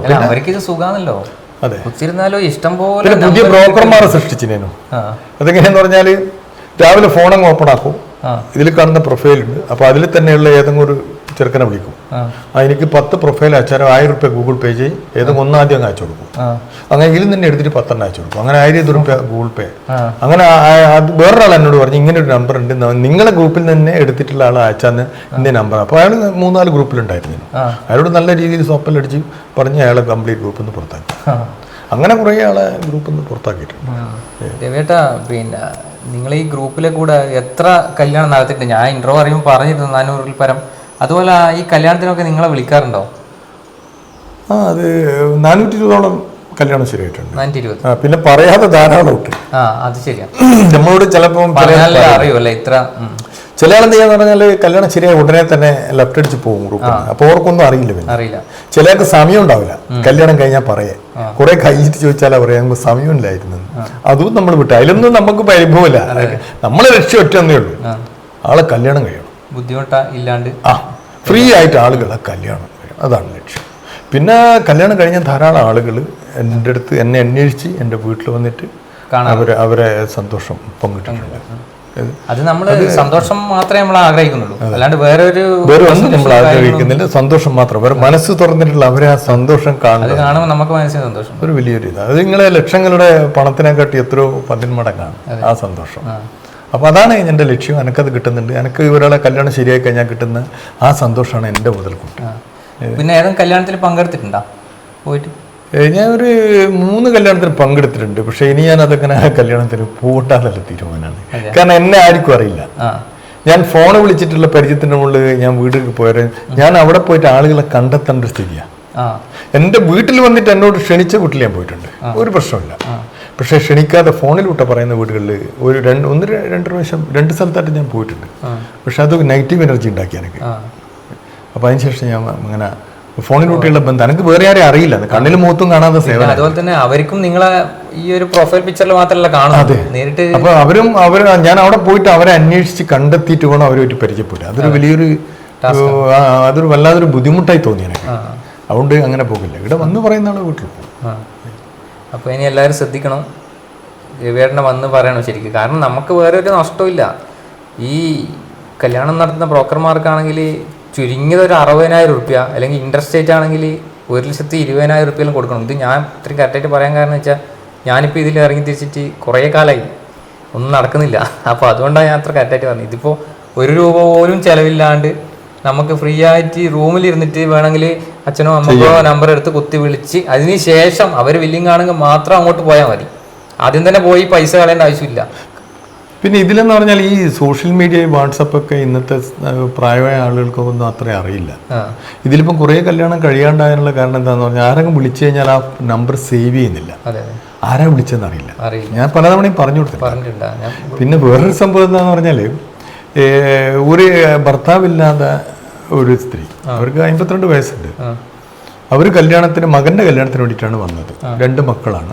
ഭർത്താവ് ഡിവോഴ്സ് ചെയ്തിട്ട് പോയതാണ് വർഷങ്ങൾക്ക് മുമ്പ്. അപ്പോൾ അവർ കാണാൻ ആരോഗ്യപരമായിട്ടുള്ള നല്ല ഇതാണ്. അപ്പം ഞാൻ ചോദിച്ചാൽ അവരോട് എന്തുകൊണ്ട് നിങ്ങൾക്ക് ഇനി കല്യാണം കഴിച്ചുകൂടാന്ന് ചോദിച്ചു. ജീവിതത്തിന്റെ ഒരു വലിയൊരു ശതമാനം നഷ്ടപ്പെട്ടിട്ടില്ല, ഞങ്ങൾക്ക് ജീവിതം ഉണ്ടല്ലോ, ഒരാൾ വേണ്ടേ. അങ്ങനെ ഞാൻ കുറേ സംസാരിച്ചതിന് ശേഷം അവർക്കൊരു താല്പര്യം വന്നു കല്യാണം കഴിക്കാൻ. അങ്ങനെ അവരെന്ത് ചെയ്യുമെന്ന് പറഞ്ഞാൽ എനിക്ക് അവരെ പ്രൊഫൈൽ അയച്ചാൽ ഞാനത് ഗ്രൂപ്പിൽ ഷെയർ ചെയ്തു. മകനും ചെയ്ത് ഇതും ചെയ്തു. അവരെ ധാരാളം ആളുകൾ വിളി തുടങ്ങി. അങ്ങനെ ഏകദേശം ഒരു മാസത്തിനുള്ളിൽ അവരെ കല്യാണം കഴിഞ്ഞു. മകൻ്റെ കഴിഞ്ഞിട്ടില്ല, അവരത് കഴിഞ്ഞ് വളരെ സന്തോഷിച്ച് ജീവിക്കുന്നു. അവർക്കൊരു ജോലി ഉണ്ടായിരുന്നു. പിന്നെ വേറെന്ന് വെച്ചാല് ഒരു ഡിവോഴ്സിന് കൊടുത്ത ഒരു കക്ഷി ഡിവോഴ്സ് ആയിട്ടില്ല, പുരുഷൻ. അയാൾ മഹാരാഷ്ട്രയിൽ ജോലിയാണ്. അയാൾ വീട് പാലക്കാടായിരുന്നു. 2ാം വിവാഹ ഗ്രൂപ്പ് ചേരണമെന്ന് പറഞ്ഞിട്ടാണ് വന്നത്. അപ്പൊ ഞാൻ അയാളോട് ചോദിച്ചു, എന്തുകൊണ്ടാണ് നിങ്ങൾ ഡിവോഴ്സ് ചെയ്യുന്നത്? ഞാൻ ഏതൊരാൾ വന്നാലും ഡിവോഴ്സിന്റെ കാര്യം അയാളോട് എല്ലാം ചോദിക്കും, എന്താണ് ചരിത്രം ചോദിക്കും. അപ്പൊ ഞാൻ ചോദിച്ചാലും പറഞ്ഞ്, അത് ഞാൻ മഹാരാഷ്ട്രയിലാണ്, എൻ്റെ കുടുംബക്കാരും സുഹൃത്തുക്കളെല്ലാം പറയുന്നത് അവള് പോക്കാണ്, അതുകൊണ്ട് നീ ഒഴിവായിക്കളാന്നാ പറയുന്നത്. ഞാൻ പോക്കാണെന്ന് പറഞ്ഞാൽ നിങ്ങൾ എന്തെന്ന് കണ്ടിട്ടാണ് സംസാരിക്കുന്നത്? നിങ്ങൾ മഹാരാഷ്ട്രയല്ലേ? അത് ഞാനൊന്നും കണ്ടിട്ടില്ല, എനക്കൊന്നും അറിയില്ല. പക്ഷെ അവരൊക്കെ പറയുന്നവരെ എനിക്ക് അതുകൊണ്ട് ഞാൻ ഡിവോഴ്സ് ചെയ്താണ്. ഞാൻ പറഞ്ഞു, നിങ്ങൾ ഇനി 2ാമത്തെ കല്യാണം കഴിച്ചാലുള്ള അവസ്ഥ എന്താ? നിങ്ങൾ ഏത് സ്ത്രീയെ കഴിക്കുന്നത്? അവരെന്തായിരുന്നു മുമ്പേ നിങ്ങൾക്കറിയോ? അതിൽ നല്ല നിങ്ങളെ ഭാര്യ തന്നെയല്ലേ? ഇനി എന്തെങ്കിലും പ്രശ്നം ഉണ്ടെങ്കിൽ തന്നെ നിങ്ങളൊരു വിട്ടുവീഴ്ച ചെയ്താൽ പ്രശ്നം തീരുന്നില്ലല്ലോ. 2 കുട്ടികളുണ്ട്, വീടുണ്ട്, നല്ല രീതിയിൽ ജീവിക്കുന്നത്. പിന്നെ എന്തിനാ നിങ്ങൾ വേറെ കല്യാണത്തിന് വേണ്ടി പോകേണ്ട ആവശ്യം? നിങ്ങൾ കാണാതെ ഒരു കാര്യം അത് നിങ്ങൾ ചെയ്യുന്നത് അവരോട് മാത്രമല്ല, ഈ പ്രകൃതിയോട് തന്നെ ചെയ്തൊരു ദോഷമല്ലേ? കാരണം ഒരു കാണാതോ അറിയാതോ കാര്യത്തിന് വേണ്ടിയിട്ടാണ് ആ സ്ത്രീയെ നിങ്ങൾ ഒഴിവാക്കുന്നത്. അവർക്കെങ്ങനെ നിങ്ങളോട് അവർക്ക് പ്രശ്നമൊന്നുമില്ല, അവർക്ക് എൻ്റെ കൂടെ ജീവിക്കണമെന്നുണ്ടെന്ന് പറഞ്ഞു. നിങ്ങൾ നാളെ തന്നെ ആ സ്ത്രീയെ കൂട്ടിക്കൊണ്ടൊന്ന് ഒന്നിച്ച് ജീവിക്കണം, നിങ്ങൾ ഡിവോഴ്സ് ചെയ്യേണ്ട, വേറെ കല്യാണവും വേണ്ടെന്ന്. അപ്പോൾ എന്നോട് ചോദിച്ചാൽ വരുമോ എന്ന് ചോദിച്ചു. ഞാൻ വരും, നിങ്ങളുടെ കൂടെ വരും, നിങ്ങൾ ചോദിക്കുക, പക്ഷെ കഴിഞ്ഞതൊന്നും പറയാതിരിക്കുക. പിന്നെ നാളെ നിങ്ങളെ കുടുംബക്കാരും സുഹൃത്തുക്കളൊന്നും ആരും ഉണ്ടാവില്ല, നിങ്ങളെ ഒറ്റപ്പെട്ടു പോകും. അന്നേരം അവർ തന്നെ നിങ്ങളെ നാളെ കുറ്റപ്പെടുത്തും. നിന്റെ തകരാറുണ്ടല്ലേ ഡൈവോഴ്സ് ചെയ്തിന്, അവസാനം നിനക്കൊന്നും തിരിയാണ്ടാവും. ഏറ്റവും നല്ലതെന്ന് പറഞ്ഞാൽ സ്നേഹിച്ചുകൊണ്ട് അവരെ കൂട്ടിക്കൊണ്ടുവരിക, കഴിഞ്ഞതെല്ലാം വിട്ടേക്കുക, പുതിയ മനുഷ്യൻ ജീവിക്കുക. അങ്ങനെ 1-2 ആഴ്ച കഴിഞ്ഞതിനും കാണാൻ ഒരു ദിവസം അയാൾ എന്നെ വിളിച്ചിട്ട് പറയുന്നത്, ഞാൻ അവളെ കൂട്ടിക്കൊണ്ടുവന്ന് സുന്ദരമായി ജീവിക്കുന്നതെന്ന് പറഞ്ഞു. നിങ്ങൾ അന്നേരം വിളിച്ചുകൊണ്ട് ഭാഗ്യമായി. അപ്പൊ അങ്ങനെയുള്ള കുറെ ആൾക്ക് നമ്മളെ ആശയങ്ങൾ ഷെയർ ചെയ്ത് കൊടുക്കാറുണ്ട്. പിന്നെ ഗ്രൂപ്പിൽ തന്നെ ഗൈഡ് ലൈൻസ് അടക്കാന്ന് കൊടുക്കുന്നത്, ജീവിക്കേണ്ട കാര്യങ്ങൾ. ഇപ്പം കല്യാണം കഴിഞ്ഞതിന് ശേഷം നമ്മൾ വെറുതെ നെഗറ്റീവായിട്ട് എന്ന് ഒരു കുടുംബത്തിൽ കാണുന്നു, അന്ന് ആ വീട്ടിൽ പ്രശ്നങ്ങൾ വരും. നമ്മളെല്ലാം കുടുംബ ബന്ധത്തിൽ പോസിറ്റീവായിട്ട് കാണണ്ടോ, നെഗറ്റീവായിട്ടൊന്നും കാണണ്ട. അപ്പം അത് തന്നെ മതി. പിന്നെ ഒരു ദിവസം രാത്രി നമ്മൾ ഉറങ്ങുക എന്ന് പറഞ്ഞാൽ നമ്മൾ മരിക്കുക. ആ മരണത്തിൽ രാവിലെ ഉണർന്നല്ലോ, എന്തോ ഭാഗ്യത്തിന് ഉണർന്നിന്. അപ്പോൾ തലേന്ന് എന്തൊക്കെ പ്രശ്നങ്ങളുണ്ടോ അതെല്ലാം മറന്ന് പുതിയ മനുഷ്യനായി ജീവിക്കാൻ കാണും. തലേന്നത്തെ ഒരു കാര്യവും പിറ്റേന്ന് സംസാരിക്കരുത്. അങ്ങനെ നിങ്ങൾ മനസ്സിനെ പരുവത്തിലാക്കി എടുത്താൽ ആ കുടുംബബന്ധം വളരെ പവിത്രമായിരിക്കും. ഇത് ചില വീടുകളിൽ എന്താ പ്രശ്നം എന്ന് പറഞ്ഞാൽ രാവിലെ തൊട്ട് രാത്രി വരെയുള്ള പല പ്രശ്നങ്ങളുണ്ടാവും. നിസാര പ്രശ്നമായിരിക്കും, അത് ഉറങ്ങിയണിച്ച ഉടനെ തന്നെ വീണ്ടും ഉയർത്തുന്നില്ല. ആ കുടുംബത്തിലൊക്കെ ശാന്തി സമാധാനം എന്ന് പറയുന്ന സംഭവം ഉണ്ടാവില്ല. ഏറ്റവും നല്ലതെന്ന് പറഞ്ഞാൽ സമ്പൽസമൃദ്ധമായ ലൈഫാണ്, എല്ലാം പോസിറ്റീവായി കാണും. നെഗറ്റീവായി നമ്മൾ ഇന്ന് കാണുന്നു. ഇപ്പോൾ ഉദാഹരണത്തിന് നമ്മുടെ വീട്ടിൻ്റെ മുന്നിലൂട്ട നമ്മുടെ ഒരു കുടുംബക്കാരൻ ഇങ്ങനെ നടന്നു പോവുകയാണ്. അപ്പോൾ അയാൾ പെട്ടെന്ന് നമ്മളെ ശ്രദ്ധിക്കാതെ നേരെ കടന്നു പോയി. അപ്പം നേരെ കടന്നു പോയാൽ രണ്ട് കാര്യം പറയാം, നെഗറ്റീവും പോസിറ്റീവും ഉണ്ട്. അയാൾ കരുതി കൂട്ടിയിട്ട് നോക്കാതെ നടന്നു പോയതാണെന്നും പറയാം, എന്തോ ആലോചിച്ചിട്ട് പോയതാണെന്നും പറയാം. ഇത് ശരിക്കും അയാൾ എന്തോ ആലോചിച്ചിട്ട് പോയതാണ്. അപ്പോൾ കരുതി കൂട്ടിയിട്ട് നമ്മളെ നോക്കാണ്ട് പോയതാണെന്നുള്ളതിൽ പല രീതിയിലുള്ള പല പ്രശ്നങ്ങളും അയാളുടെ പേരിലുണ്ടാക്കി ഇറിഗേഷനാക്കി അയാളുമായിട്ട് ഭയങ്കര വെറുപ്പാവും. അപ്പം നമ്മൾ പോസിറ്റീവായി കണ്ടാൽ മതി, എന്തോ ചിന്തിച്ചിട്ട് പോയതാണ്. അങ്ങനെ കുടുംബത്തിൽ തന്നെ നമ്മൾ പോസിറ്റീവായി കാണുകയാണെങ്കിൽ നമ്മളെ കുടുംബം പവിത്രമായിരിക്കും. ഇതാണ് പലരും ചെയ്യാതെ. പിന്നെ സ്നേഹം കൊണ്ട് മാത്രമേ ലോകം കീഴ്പ്പെടുത്തിയിട്ടുള്ളൂ, സ്നേഹം മാത്രമേ വീണ്ടുമാക്കൂ. നിങ്ങൾ ദേഷ്യം പിടിച്ച് വരുന്നതിനോട് സ്നേഹത്തിൽ 2 വാക്ക് പറഞ്ഞാൽ അവർ റെഡിയാവും.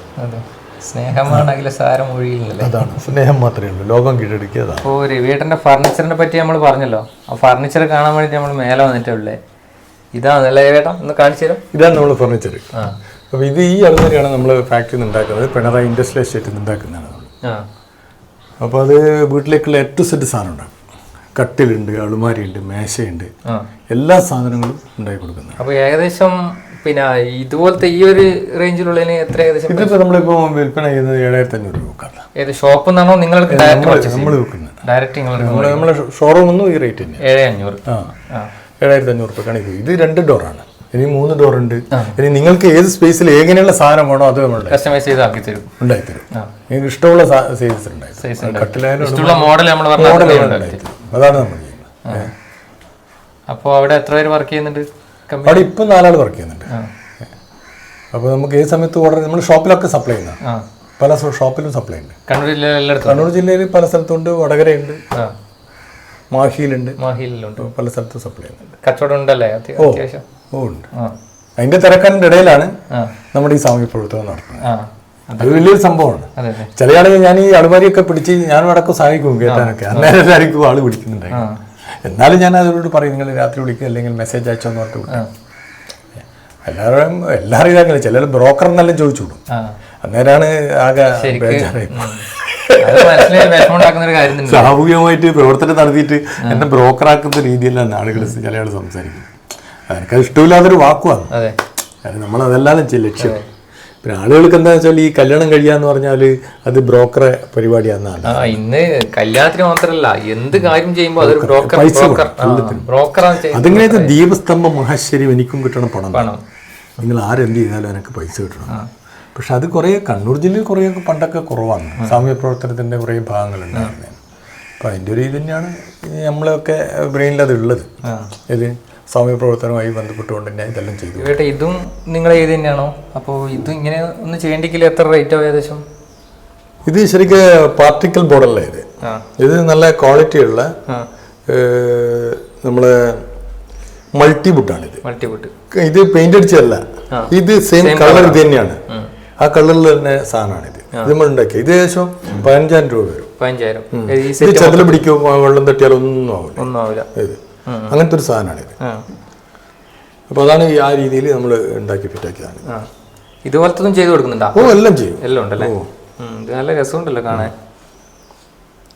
രവിയേട്ട, നിങ്ങൾ സാമൂഹ്യ പ്രവർത്തനം നമ്മൾ കുറേ സമയമായി പറയുന്നത് കേൾക്കുന്നത്. അപ്പോൾ എന്തൊക്കെ സാമൂഹ്യ പ്രവർത്തനം നിങ്ങൾ ചെയ്തുകൊണ്ടിരിക്കുന്നത്? എൻ്റെ ജീവിതത്തിൽ ആദ്യമായിട്ട് ചെയ്തത് നമ്മളെ ധർമ്മടം അഞ്ചരക്കണ്ടി പുഴയുണ്ട്. എൻ്റെ വീട് പുഴക്കരക്കാണ്. അപ്പോൾ അവിടെ ഈ പുഴയിലായിരുന്നു ഒരു കാലത്ത് കംപ്ലീറ്റ് മാലിന്യങ്ങൾ ആളുകൾ ഇടുക. അപ്പോൾ ഭയങ്കര സ്മെല്ലും കാര്യമൊക്കെ ഉള്ളൊരു കാലഘട്ടമുണ്ട്. അപ്പോൾ അതിനെതിരായിട്ടുള്ളൊരു പ്രൊമോട്ട് നമ്മൾ ചെയ്ത് എന്താണെന്ന് പറഞ്ഞാൽ പുഴയിലേക്ക് മാലിന്യങ്ങൾ വലിച്ചെറിയുന്നതിനെതിരായിട്ട് ഞാൻ 2011 ആദ്യമായിട്ട് പുഴ വൃത്തിയാക്കുന്ന ഒരു കർമ്മസേന രൂപീകരിക്കുകയും ആ പ്രവർത്തനം തുടങ്ങുകയും ചെയ്തു. അതുമായി ബന്ധപ്പെട്ടിട്ടാണ് നമ്മൾ ഈ പ്ലാസ്റ്റിക് ഉണ്ടല്ലോ, പ്ലാസ്റ്റിക്കുകൾ കഴുകി വൃത്തിയാക്കിയ പ്ലാസ്റ്റിക്കുകൾ വീടുകളിൽ നിന്ന് ശേഖരിക്കാൻ വേണ്ടിയിട്ടുള്ളതായ ഒരു യജ്ഞവും കൂടി തുടങ്ങി. അന്ന് നമുക്കൊരു വീട്ടുകാരെ 30 രൂപ തരണം. വീട്ടിൽ നിന്ന് പ്ലാസ്റ്റിക് കഴുകി വൃത്തിയാക്കിയ പ്ലാസ്റ്റിക് നമ്മൾ വീട്ടിൽ നിന്ന് തരുമ്പോൾ അവർ 30 രൂപയും കൂടിയും തരണം. അതെന്ത് അത് നമ്മളെല്ലാവരും നമ്മുടെ ധർമ്മടം പഞ്ചായത്തിലുള്ള 9-10 വാർഡാണ് ഫസ്റ്റ് തുടങ്ങിയത്. അപ്പോൾ അത് നമ്മൾ നല്ല രീതിയിൽ ഓരോ വീടുകളിലും പോയി വളരെ ആത്മാർത്ഥമായി നമ്മൾ വീട്ടിൻ്റെ വടക്ക് ഭാഗത്താണ് നമ്മൾ ആദ്യം പോകും. ഒരു വീട്ടിൽ ആ വീട്ടിൽ വടക്ക് ഭാഗത്ത് പോയി എന്താണ് അവർ ഈ പ്ലാസ്റ്റിക് ഒക്കെ ചെയ്യുന്നത് നോക്കി അതിനനുസരിച്ചിട്ട് ആ പ്ലാസ്റ്റിക് കംപ്ലീറ്റ് പറഞ്ഞ് മനസ്സിലാക്കി പഠിപ്പിച്ച് അങ്ങനെയാണ് നമ്മൾ തുടങ്ങിയത്. അത് എന്ത് ചെയ്തെന്ന് പറഞ്ഞാൽ ഇത് വളരെ സക്സസ് ആയി പോകുന്നതിന് ശേഷം ധർമ്മടം പഞ്ചായത്തിൽ മൊത്തമായി എല്ലാ വാർഡിലും. പിന്നെ ഇടതുപക്ഷ ഗവൺമെന്റ് വന്നതിന് ശേഷം അത് കേരളം മുഴുവനായി. അങ്ങനെ ഇതിപ്പോ കേരളം കേരളം മുഴുവൻ ഇപ്പം ഈ ഒരു പ്രവർത്തനം നടത്തിക്കൊണ്ടിരിക്കുന്നുണ്ട്. എല്ലാ വീടുകളിലും പോയി പ്ലാസ്റ്റിക് എടുക്കുക, അത് റീസൈക്ലിംഗ് അയക്കുക. ഞങ്ങളന്ന് മുഴപ്പിലങ്ങാടുണ്ടായിരുന്ന പിന്നെ ഒരു ഹരിത നിർമ്മാർജ്ജനത്തിൻ്റെ ആളുടെ ബാബുവിന് പേര്, അവരാണ് നമുക്ക് കൂടുതൽ പ്രചോദനം. അവർ നമ്മുടെ അടുത്ത് ഈ സാധനമൊക്കെ എടുക്കും. അപ്പോൾ അങ്ങനെ നമ്മൾ അവരുമായിട്ട് ബന്ധപ്പെട്ടിട്ടൊക്കെയാണ് കാര്യങ്ങൾ. അന്നൊരു ഒരു വലിയൊരു സംഭവം. അപ്പോൾ ഇത് ആദ്യം തന്നെ നിങ്ങൾ 2 വാർഡ് ചെയ്തെന്ന് പറഞ്ഞല്ലോ. അപ്പോൾ പ്ലാസ്റ്റിക് നിങ്ങൾ എന്താ ചെയ്തത്? ഇവർക്ക് കൊടുത്തിരുന്നു. അതൊക്കെ വലിയൊരു പരിപാടിയൊക്കെ ആയിട്ട് കൊടുത്താണ്. പിന്നെ അതിനോടനുബന്ധിച്ചിട്ട് എന്ത് സംഭവിച്ചു എന്ന് പറഞ്ഞാൽ, ഈ പുഴ വൃത്തിയാക്കിയതിന് ശേഷം തിരുവനന്തപുരത്ത് ഒരു ഫോറസ്റ്റ് ഡിപ്പാർട്ട്മെന്റിന്റെ ഒരു മീറ്റിംഗ് ഉണ്ടായിരുന്നു. അപ്പോൾ അതിൽ സോഷ്യൽ ഫോറസ്റ്റിൻ്റെ ആൾക്കാരൊക്കെ നമ്മളെ മീറ്റിങ്ങിൽ നിന്ന് വന്ന ഈ പരിപാടിയിൽ, ഈ ഇത് വൃത്തിയാക്കുന്ന പരിപാടിയിൽ. അപ്പോൾ അവർ അവിടെ ഒരു പ്രമേയം അവതരിപ്പിച്ചിന്.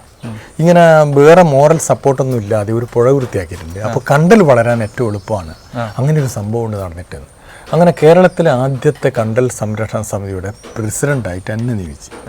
അങ്ങനെ ഒരു ദിവസം ഒരു ജീപ്പിൽ കുറേ ഫോറസ്റ്റിൻ്റെ ആളുകൾ നമ്മുടെ നാട്ടിൽ വന്നിട്ട് പറഞ്ഞു, ആരാണ് പീറ്റക്കണ്ടി രവീന്ദ്രൻ എന്ന് ചോദിച്ചിട്ട് വന്നു. അങ്ങനെ എൻ്റെ അടുത്ത് വന്ന് എന്നോട് പറഞ്ഞു, ഇങ്ങനെ ഒരു സംഭവമുണ്ട്, അത് നിങ്ങൾ കേരളത്തിലെ ആദ്യത്തെ കണ്ടൽ സംരക്ഷണ സമിതി പ്രസിഡൻ്റായിട്ട് നിങ്ങളെ തിരഞ്ഞെടുക്കണം. അപ്പോൾ അതിനുവേണ്ടി നിങ്ങളൊരു കമ്മിറ്റി ഉണ്ടാക്കണം, ഒരു യോഗം വിളിക്കണം.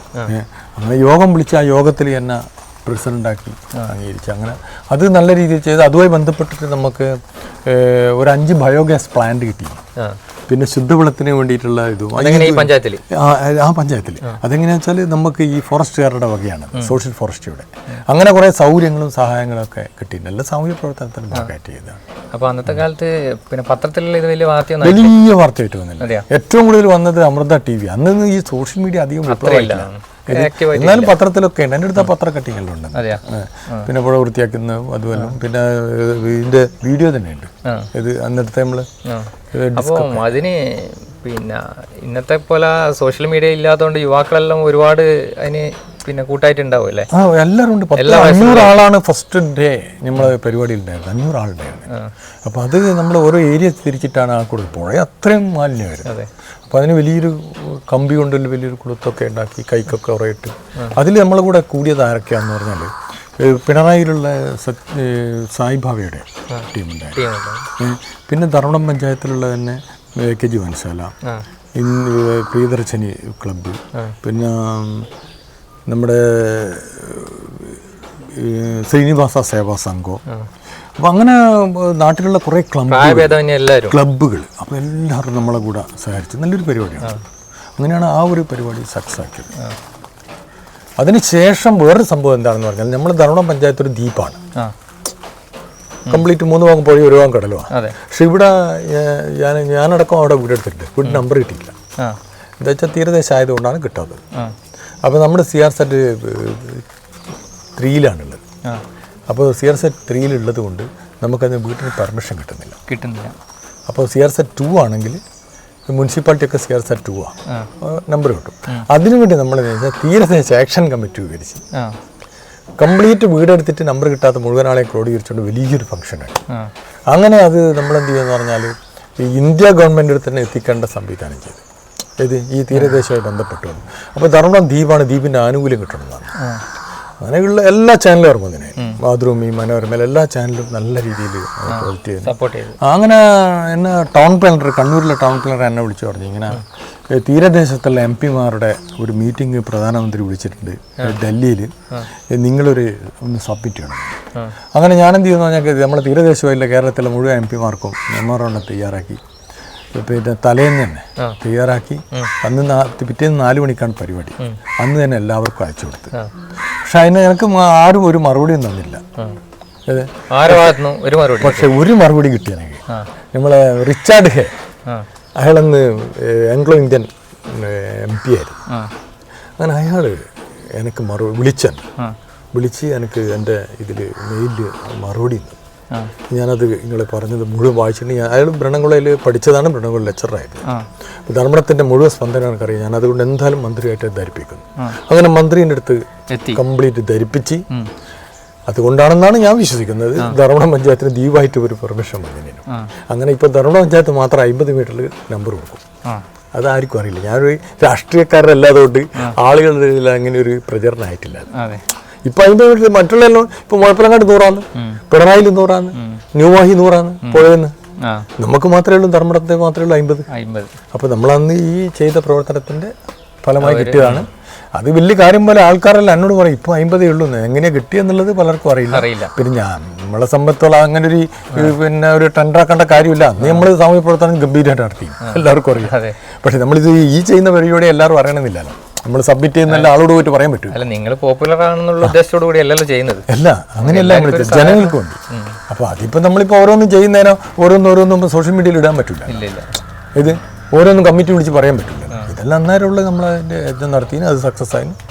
ജയവേട്ട, ഇപ്പം നിങ്ങൾ ചെയ്യുന്ന ഈ വലിയ കാര്യത്തിൽ ഇപ്പം തന്നെ പറഞ്ഞു ഫ്രീ ആയിട്ടാണ് ചെയ്യുന്നത്. അപ്പം നമ്മളിപ്പോൾ ഒരു പുതിയ ആള് നമ്മളിപ്പോൾ ഈ ഒരു ഇന്റർവ്യൂ കാണാൻ ഇടയായിരിക്കും, അവർക്ക് ഇതിൻ്റെ അകത്ത് ചേരണം. അവരെന്തൊക്കെ കാര്യങ്ങളാണ് ചെയ്യേണ്ടത്? ഇനി പുതിയതായിട്ട് ചേരുന്ന ആളും ഇനി വേറൊരാൾ പറയുന്നവരും നിങ്ങളൊക്കെ സഹകരണം എന്ന് പറഞ്ഞാൽ എനിക്ക് ഇമ്പോർട്ടൻ്റ് ചെയ്യേണ്ട ഒരു ഉപകാരം എന്താണെന്ന് പറഞ്ഞാൽ എൻ്റെ നമ്പറിൽ വാട്സപ്പിൽ മെസ്സേജ് അയക്കുക. ഏത് കാസ്റ്റാണോ, ഏത് ജില്ലയാണോ, ഏത് സംസ്ഥാനത്താണോ ജീവിക്കുന്നത്, എന്നെ നിങ്ങളെ ഗ്രൂപ്പിൽ ചേർക്കണം എന്ന് പറഞ്ഞ് വാട്സപ്പിൽ ഒരു മെസ്സേജ് മാത്രം. എന്നെ ഫോൺ ചെയ്യേണ്ട ആവശ്യമില്ല. ഇനി ഫോൺ ചെയ്യുന്നുണ്ടെങ്കിൽ തന്നെ രാത്രി കാലങ്ങളിൽ മാത്രമേ ചെയ്യാൻ പാടുള്ളൂ. പകൽ ഞാനൊരു ബിസിനസ്സുകാരനാണ്, എന്നെ ഉപദ്രവിക്കുന്ന രീതിയിലായി മാറും. അപ്പോൾ എൻ്റെ നമ്പർ ഞാൻ തരാം, 9388529420. അതിൻ്റെ അകത്ത് എന്തായാലും ഞാൻ മെൻഷൻ ചെയ്യും, അപ്പോൾ അതിന് കുഴപ്പമില്ലല്ലോ. പിന്നെ വിളിക്കാണ്ടിരുന്ന അതെ, ഞാനിപ്പോൾ ആരോട് പറഞ്ഞു കൊടുക്കുന്നത് ഞാൻ പ്രത്യേകം പറയുന്നുണ്ട്. അദ്ദേഹത്തെ പിന്നെ അതായത് രാവിലത്തെ ഓഫീസ് ടൈമിന് വിളിക്കാൻ പാടില്ല, 6 മണിക്ക് ശേഷമേ വിളിക്കാവൂ, വിളിച്ച് ബുദ്ധിമുട്ടിക്കരുത്. പിന്നെ പ്രത്യേകം പറയലുണ്ട്, വിളിച്ചാൽ ബ്രോക്കർ എന്ന് ഒരിക്കലും അഭിസംബോധന ചെയ്യരുത് എന്ന് പ്രത്യേകം പറഞ്ഞു കൊടുക്കലുണ്ട്. പല ആൾക്കാർക്കും അല്ല, അത് നമുക്കെന്തായാലും ഇഷ്ടപ്പെടാത്ത ഒരു കാര്യമാണല്ലോ. നമ്മൾ ഇത്രയും എഫേർട്ട് ഇട്ട് ഇതിനു വേണ്ടിയിട്ട് കഠിന പ്രയത്നം ചെയ്തിട്ട് കുറെ ആൾക്കാർ സഹായിക്കാൻ വേണ്ടി നിൽക്കുമ്പോൾ നമ്മൾ ബ്രോക്കർ എന്ന് പറയുന്നത് കേൾക്കുമ്പോൾ നമുക്ക് എന്തായാലും മനസ്സിന് വിഷമം ഉണ്ടാക്കും. അതിനെപ്പറ്റി അറിയാത്തതുകൊണ്ടാണ്, എന്താണ് ബ്രോക്കർ, എന്താണ് സാമൂഹ്യ പ്രവർത്തനം എന്ന് അറിയാത്തതുകൊണ്ടാണ്. അപ്പോൾ അതിൻ്റെ അമൂല്യമായ കാര്യങ്ങളല്ലേ നമ്മൾ ചെയ്തു കൊടുക്കുന്നത്. അപ്പോൾ നമ്മളിത് മെസ്സേജ് അയച്ച് പിന്നെ എന്താ കണ്ടിന്യൂ വരും. എല്ലാ പ്രൊഫൈലെല്ലാം പിന്നെ എല്ലാ കാസ്റ്റിൻ്റെ ഗ്രൂപ്പുണ്ട് കേട്ടോ. നായർ, നമ്പ്യാർ, വാണിയ, ശാലിയ ഒരു കമ്മ്യൂണിറ്റി. അത് ആദ്യമേ ചെയ്യുമ്പോൾ നമ്മൾ പറയണല്ലേ ഇന്ന ഗ്രൂപ്പ് വേണം. പിന്നെയുള്ളത് പിന്നെ SC ST ഗ്രൂപ്പുണ്ട്, വിശ്വകർമ്മ ഗ്രൂപ്പുണ്ട്. അപ്പോൾ എല്ലാ കാസ്റ്റിന്റെ ഗ്രൂപ്പുണ്ട്, എല്ലാ ജില്ലയിലും ഗ്രൂപ്പുണ്ട്. പിന്നെ സംസ്ഥാനത്ത് തന്നെ ഇപ്പം മഹാരാഷ്ട്ര, ബോംബെ, ചെന്നൈയിലും ഗ്രൂപ്പുണ്ട്. ഞാൻ നേരത്തെ ചോദിച്ച ഒരു കാര്യം ചോദിക്കാൻ വിട്ടുപോയി. പിന്നെ പുറത്ത് ഇപ്പം സംസ്ഥാനത്ത് മാത്രമല്ല, പുറത്ത് ഇപ്പോൾ ഗൾഫ് കൺട്രീസിലുണ്ട്, അതുപോലെ USA, അങ്ങനെ എല്ലാ സ്ഥലത്തും ഉണ്ട്. അങ്ങനെയുള്ള ഗ്രൂപ്പുകളുണ്ടോ? അങ്ങനെയുള്ള ഗ്രൂപ്പില്ല, അത് ജനറൽ ആയിട്ടാണ് ഉള്ളത്. പക്ഷെ അവർ വ്യക്തമായിട്ട് അതിൽ മെൻഷൻ ചെയ്യണം, ഞാൻ ഇന്നേ സ്ഥലത്താണ് ജോലി ചെയ്യുന്നത്, ഇന്നേ സ്ഥലത്താണ്. ഇനിയിപ്പം ഗൾഫിലുള്ള ഒരു കക്ഷി പെൺകുട്ടി അല്ലെങ്കിൽ വേറെ ഏതൊക്കെ സംസ്ഥാനത്താണെങ്കിൽ അവർ നാട്ടിൽ വന്നാൽ നാട്ടിൽ വരുന്നതിന് മുമ്പേ ഇന്നേ വീട്ടിലാണ് ഞാൻ താമസം എന്ന് പറഞ്ഞിട്ട് വിട്ട് നമ്മളപ്പോൾ ഗ്രൂപ്പിലേക്ക് ഇട്ട് കൊടുക്കും. അപ്പോൾ ആളുകൾക്ക് വിളിച്ച് കാണാം. ഇപ്പോൾ ഡൽഹിയിൽ ധാരാളം ആളുകൾ ഗ്രൂപ്പിലുണ്ട്. ഡൽഹിയിൽ കുറേ ആളുണ്ട്. ഇപ്പോൾ ഡൽഹിയിലുള്ള ആളുകൾ ഇപ്പോൾ 2 കുട്ടികളുണ്ട്, പിന്നെ തളിപ്പറമ്പ് ഭാഗത്ത് വന്നിട്ട് പെൺകുട്ടികളാണ്, കല്യാണം കഴിഞ്ഞില്ല, 2 ജോലിയുള്ള കുട്ടികളാണ്. അപ്പോൾ ഞാൻ പറഞ്ഞിങ്ങനെ വന്നിട്ടുണ്ടെന്ന് പറഞ്ഞിട്ട് കിട്ടും, അങ്ങനെ ഇട്ട് കൊടുക്കും. അപ്പോൾ അങ്ങനെ വിളിച്ചാലും കല്യാണം കഴിച്ചോട്ടെ എന്നുള്ളത്. ദേവേട്ടാ, നിങ്ങൾ ഇത്രയും കാര്യങ്ങൾ ചെയ്ത് വന്നുകൊണ്ടിരിക്കുന്നുണ്ട്. അപ്പോൾ നിങ്ങൾക്ക് ഇത്രയും കാര്യങ്ങൾ ചെയ്യുന്നതിൻ്റെ അടുക്ക് എന്തെങ്കിലും ദുരനുഭവം ഉണ്ടായിട്ടുണ്ടോ? അതുപോലെ ഏറ്റവും കൂടുതൽ സന്തോഷം ഉണ്ടാക്കിയ ഏതെങ്കിലും അനുഭവം ഉണ്ടായിട്ടുണ്ടോ? സന്തോഷം എന്ന് പറഞ്ഞാൽ ഒരു കല്യാണം നടന്നാൽ, ഏതൊരു കല്യാണം നടന്നാലും നമുക്ക് സന്തോഷം തന്നെ. അവരൊരു രക്ഷിതാവ് വിളിച്ച് നമ്മോട് പറയുന്നേരോ അവരാ സന്തോഷം ഒരു ഭയങ്കര. ഒരാൾ എന്നെ വിളിച്ചിട്ട് പറഞ്ഞതെന്ന് വെച്ചാൽ അയാൾ പാലക്കാടായിരുന്നു. അയാൾ ഉന്നത ഉദ്യോഗസ്ഥനായി റിട്ടയർ ആയതിനു ശേഷം ആ ക്ഷേത്രത്തിലെ പൂജാരിയാണ്. അതെന്ന് വെച്ചാൽ പെരുന്തമണ്ണാടിയായിട്ടുള്ളൊരു പുഴയുടെ കരക്കിലൊരു ക്ഷേത്രം. അപ്പം അവരെ മോളെ കല്യാണം കുറേ കാലമായിട്ട് നടക്കുന്നില്ല. ഒരു 5-6 കൊല്ലമായി പരിശ്രമിച്ചു നടക്കുക. നമ്മുടെ ഗ്രൂപ്പിൽ വന്നിട്ട് 1 മാസം കൊണ്ട് കല്യാണം നടന്നു. അയാളെ സന്തോഷം കൊണ്ട് ഒത്തുതിരിയില്ല. അയാൾ അവസാനം പിന്നെ എന്നോട് പറഞ്ഞ്, രവിയേട്ടൻ നിങ്ങളെ നക്ഷത്രം എന്നാന്ന് ചോദിച്ചു. ഞാൻ എൻ്റെ നക്ഷത്രം ഞാൻ പറഞ്ഞു കൊടുത്തു. ആ നക്ഷത്രമായ ദിവസം പൂജ കഴിച്ചിട്ട് അതിൻ്റെ പ്രസാദാനം കാഴ്ചയെടുത്താം. കാരണം നിങ്ങൾക്ക് ദീർഘായുസിലേക്ക് ജീവിക്കണം കുറേ കാലം, അതുകൊണ്ട് നിങ്ങൾക്ക് കൊണ്ട് ഞാനിവിടെ പൂജ കഴിക്കുന്നുണ്ട്. നീ അതുകൊണ്ട് അതിൽ നിങ്ങളൊന്നും പറയരുതെന്ന് ഞാൻ പറഞ്ഞു. ഓക്കെ എന്ന് പറയും. അല്ല എന്നാലും പൂജ ഫ്രീ ആയി കഴിക്കുന്നത് ശരിയല്ല, ദക്ഷിണ നിങ്ങൾ ദക്ഷിണ എൻ്റെ മനസ്സാണ്.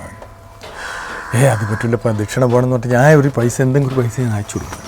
അല്ല അദ്ദേഹം ചിന്തിച്ചാണെന്ന് വെച്ചാൽ എനിക്കിതുപോലൊരു സഹായം കിട്ടി, ഇനി ഒരുപാട് ആൾക്കാർക്ക് ഒരുപാട് കാലം ഇത് ഒരു വലിയ എനിക്ക് മനസ്സിന് ഭയങ്കര.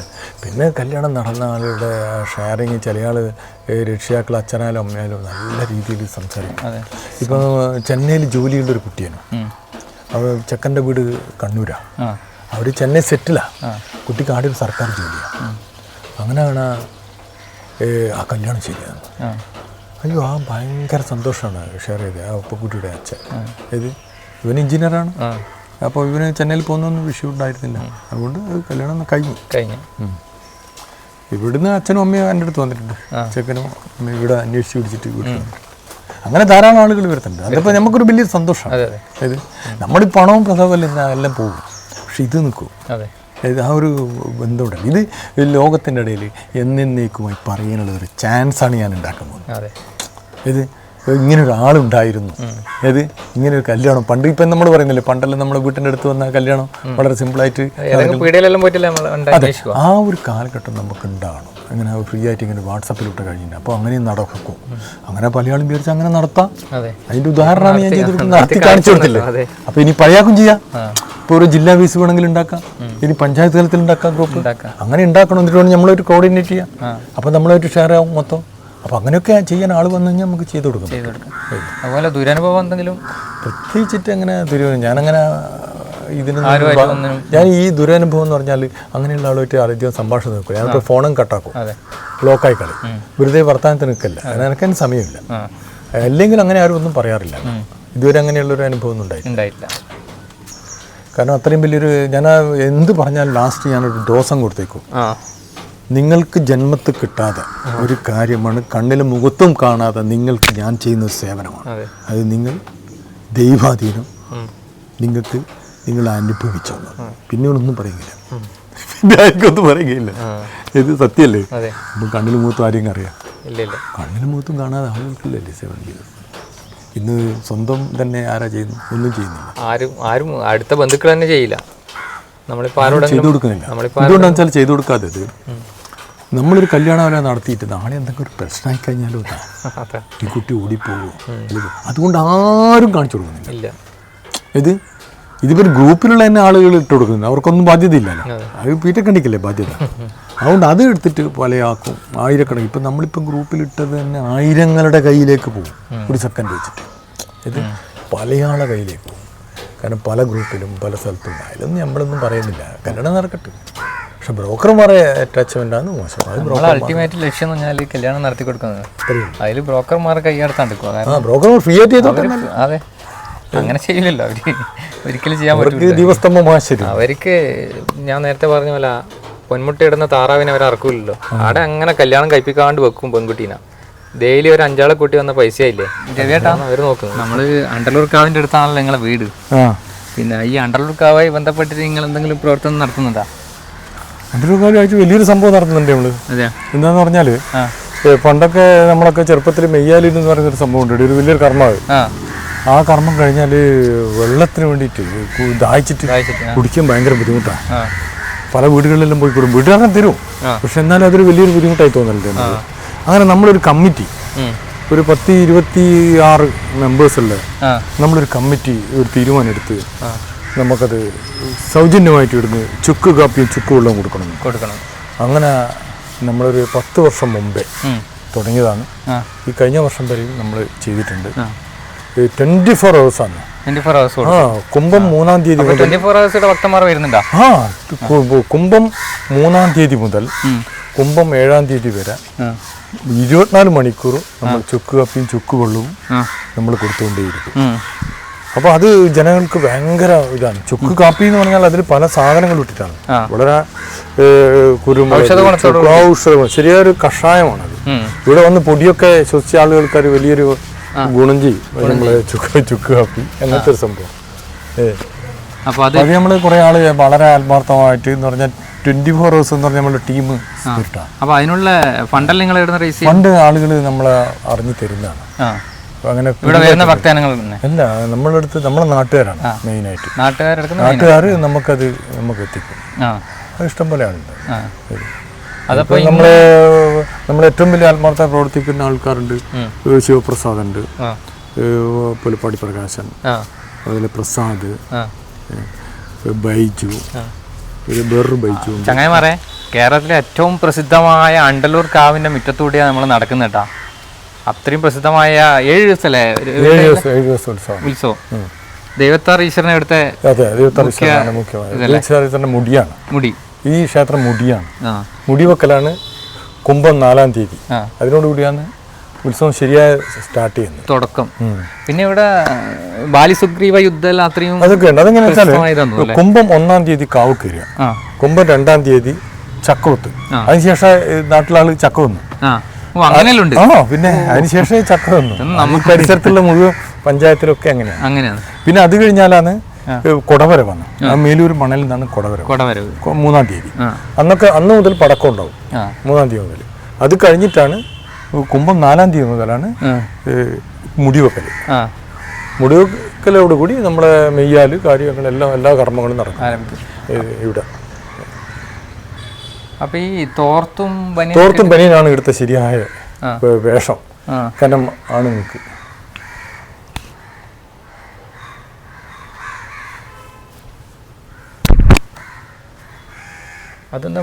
പുരുഷന്മാരുടെ ഡ്രസ്സ് തോർത്തും ബനിയനാണ്. മത്സ്യമാംസ്യങ്ങളൊന്നും കഴിക്കരുത്. 7 ദിവസം ആരും കഴിക്കില്ല. ഒരു വീട്ടിലുണ്ടാവില്ല. ഇവിടെ വിൽപ്പനയില്ല. ധാരണ പഞ്ചായത്തിൽ വിൽപ്പന. ഇതൊരു ദ്വീപല്ലേ. ഈ ദ്വീപില് വിൽപ്പന പോലും ഉണ്ടാവില്ല മത്സ്യമാംസാദികൾ. അപ്പൊ അത്രയും പവിത്രമായിട്ടാണ് അതുപോലെ ആ സമയത്ത് ഉത്സവത്തിന്റെ ഇത് നടക്കുന്ന സമയത്ത് ന്യൂസിലെല്ലാം കേൾക്കാം, ഈ ഭാഗത്തുള്ള വിദേശ രാജ്യങ്ങളിൽ ജോലി ചെയ്യുന്നവർ പോലും ഇവിടെ എത്തിച്ചേരാൻ വേണ്ടിട്ട് അത്രയും ആത്മാർത്ഥമായിട്ട് ശ്രമിക്കുന്നു കൂടി പറയുന്നേക്കാം. അപ്പൊ എല്ലാവരും ആ സമയത്ത് നാട്ടിലെത്തും. പിന്നെ നമ്മൾ ഇതിന്റെ എല്ലാം മഹാത്മ്യം മനസ്സിലാക്കിയിട്ട് തന്നെയാണ് നമ്മളെ ചുക്ക് കാപ്പി നടന്നുകൊണ്ടിരിക്കുന്നത്. ഇവരുടെ ഈ ന്യൂസിലെല്ലാം പണ്ട് നമ്മൾ കേട്ടിട്ടുണ്ട്. പിന്നെ ഈ ഭാഗത്തുള്ള ഉത്സവം തുടങ്ങി കഴിഞ്ഞാൽ ഏത് വീട്ടിലും നമുക്ക് കയറിച്ചല്ല. അപ്പൊ അവര് പ്രസാദമായിട്ട് അവിടുത്തെ അവിലും പൊരിയും പഴവും എല്ലാം തരുന്നു. അത് ഉള്ള തന്നെയാണോ? ഈ ധർമ്മടം പഞ്ചായത്തിനെ സംബന്ധിച്ചോളം നിങ്ങൾ ഒരു പിന്നെ ഈ ചെറുക്കുനി ഭാഗത്ത് രണ്ടലുക്കാവിന്റെ ഭാഗത്തൊക്കെ ഈ ഉത്സവത്തിന് ഒരു 4 ദിവസം മുമ്പേ തന്നെ ഇവിടെ കൊലകൾ വന്നിറങ്ങും. അതും കണ്ടിട്ടുണ്ട് ന്യൂസിൽ. അപ്പൊ യഥാർത്ഥത്തിൽ നമ്മളെ പ്രസാദം എന്താണെന്ന് പറഞ്ഞാല് പഴം, അവില്, മലര്, പിന്നെ തേങ്ങ, ഇതൊക്കെ ഇട്ടിട്ടുള്ള കുഴച്ചിട്ടുള്ള അതാണ് നമ്മുടെ മെയിൻ ഭക്ഷണം. ഏത് വീട്ടിൽ ഈ സാധനം സ്റ്റോക്കാണ്. ഇത് നമ്മളൊരു വീട്ടിൽ പോയിട്ട് പ്രസാദം വേണം തരുമെന്ന് ചോദിച്ചാൽ ആ വീട്ടിൽ നിന്ന് പ്രസാദം തരും. തരും. നിങ്ങളെ വിളിച്ചിരുത്തി തരും. അതാണ് ധർമ്മടം പഞ്ചായത്തിന്റെ പ്രത്യേകത. പിന്നെ നിങ്ങൾക്ക് ഇനി വിശക്കുന്നുണ്ടായിരുന്നു, ചോറ് വേണമെന്ന് പറഞ്ഞാൽ ഏത് വീട്ടുകാരും തരും. പക്ഷെ ഇന്ന് ആളുകൾ ഒരു ഇൻസൾട്ട് പോലെ കാണുന്നതുകൊണ്ട് അങ്ങനെ പോകുന്നില്ല. പ്രസാദം എല്ലാം പറയാം. പിന്നെ ചെറിയൊരു ബന്ധം മതി. ഓരോ വീട്ടിലും ആള് പോകുന്നുണ്ട്, ഇഷ്ടം പോലെ ആളുകൾ എത്തുന്നുണ്ട്. ഇത് ചെറിയൊരു ബന്ധമുള്ള വീടുകൾ പോലും ദൈവം സഹായിച്ചിട്ട് അടുത്തോളം ഞാൻ ബാക്കിയുണ്ടെങ്കിൽ ഏതെങ്കിലും ഒരു വീട്ടിൽ അതുപോലെ അറിയാതെ ഒരു വീട്ടിൽ കയറി ഒന്ന് ചോദിച്ചു നോക്കണം. പ്രസാദ് ഇപ്പൊ എന്റെ വീട്ടിൽ കഴിഞ്ഞ പ്രാവശ്യം ഒരു 3-4 പിള്ളേർ വന്നിട്ട് എന്നോട് ചോദിച്ചു, ചേട്ടാ നിങ്ങളൊരു 200 രൂപ ക്യാഷ് തരുമോ, ഞാൻ ഗൂഗിൾ പേ ചെയ്ത് തരാം, പൈസ ഒന്നുമില്ല കയ്യിലിരുന്നു. അപ്പോൾ ഞാൻ ചോദിച്ചു എവിടുന്ന വരുന്നത്? അവർ അങ്ങ് കണ്ണൂരിൻ്റെ അപ്പുറത്തുള്ള ഏതോ സ്ഥലത്ത് നിന്നാണ്. ഞാൻ ചോദിച്ചു നിങ്ങൾക്ക് നമ്മളെ പ്രസാദം വേണമെന്ന് വെച്ചു. നിങ്ങൾ കഴിക്കാമെന്നാണ്. അവിടെ ഞാൻ പിള്ളേർക്കെല്ലാം അവലും പുരിയോ എല്ലാ സാധനവും കൊടുത്തു. പിള്ളേർക്ക് വലിയ കുട്ടികൾക്ക് വലിയ സന്തോഷമായി. അപ്പോൾ അതാണ് ഇവിടുത്തെ ഇത് മര്യാദ. ഇതൊക്കെയാണ് നമ്മളെ കണ്ണൂർ കേട്ടാ. നിങ്ങൾ ഈ ന്യൂസിലും ഇതിലും കാണുന്ന പോലെ അടിയും കുത്തും ഇതൊന്നുമല്ല. എല്ലാം എല്ലാരും മനസ്സിലാക്കണം. ഞാനാണെങ്കിലും എല്ലാ രാഷ്ട്രീയക്കാരും മെയ്യാല് തോർത്തും പനി വിട്ടിട്ട് തിരിവിട്ടുണ്ടാവും. ഒരു പ്രശ്നം ശരിക്കും പണ്ട് ഏറ്റവും വലിയ ആക്രമവും കച്ചറയും രാഷ്ട്രീയ സംഘടന നടക്കുന്ന സമയത്ത് ഉത്സവം നടക്കലുണ്ട്. ഈടെ ഒരു പ്രശ്നം ഉണ്ടായില്ല. ഈടാന്നല്ല ഉത്സവത്തിന് തോർത്തും പനി വിട്ടാൽ ആ ഒരു ടീം സ്പിരിറ്റാണ് ഇത്. അല്ലാതെ ഈടെ രാഷ്ട്രീയം ഒന്നും ആയിരിക്കില്ല. രാഷ്ട്രീയത്തിന്റെ ആധിപത്യങ്ങളുണ്ട്, പക്ഷെ അത് രാഷ്ട്രീയത്തിന്റെ സമയത്ത് ഈടെ ഉത്സവമാണ്. ആ ഉത്സവത്തിന് എല്ലാവരും സമന്മാരാണ്. ഇവിടെ പോലീസിന്റെ ആവശ്യമില്ല. പോലീസിന്റെ കാര്യങ്ങളെല്ലാം ഇവിടെ മദ്യപാനമില്ലല്ലോ. മദ്യപാനമില്ലാതെ പ്രശ്നം തമ്മിലടിയാതെ ഇങ്ങനത്തെ ഒന്നും ഉണ്ടാവില്ല ഇത്. അപ്പോൾ അതാണ് ഏതെങ്കിലും അറിയാതെ മദ്യപിച്ച് വന്നാൽ തന്നെ അത് ഭയങ്കര അപകടം ഉണ്ടാക്കും. ഇത് അവനടി കിട്ടും മദ്യപിച്ചിട്ടത് പറഞ്ഞാൽ. പിന്നെ ഇത് ചില ആളെല്ലാം ഇവിടെ മദ്യപിച്ചിട്ടെല്ലാം വന്നിട്ടുണ്ട്, അവർക്കൊക്കെ നമുക്ക് എല്ലാവരും പോയി ചെക്ക് ചെയ്യാം. അടി എന്ന് പറഞ്ഞാൽ തോർത്തും പനിയിട്ട് കൂട്ടുകൾ അടിക്കുക, ഒരടി ഒരാളടിച്ച പിന്നെ എല്ലാം പരക്കെ അടിക്കുക. ഇത് അതുകൊണ്ട് ആരും അങ്ങനെ മെനക്കെട്ടിട്ട് വരൂല ഇത് മദ്യപിച്ചിട്ടുണ്ട്.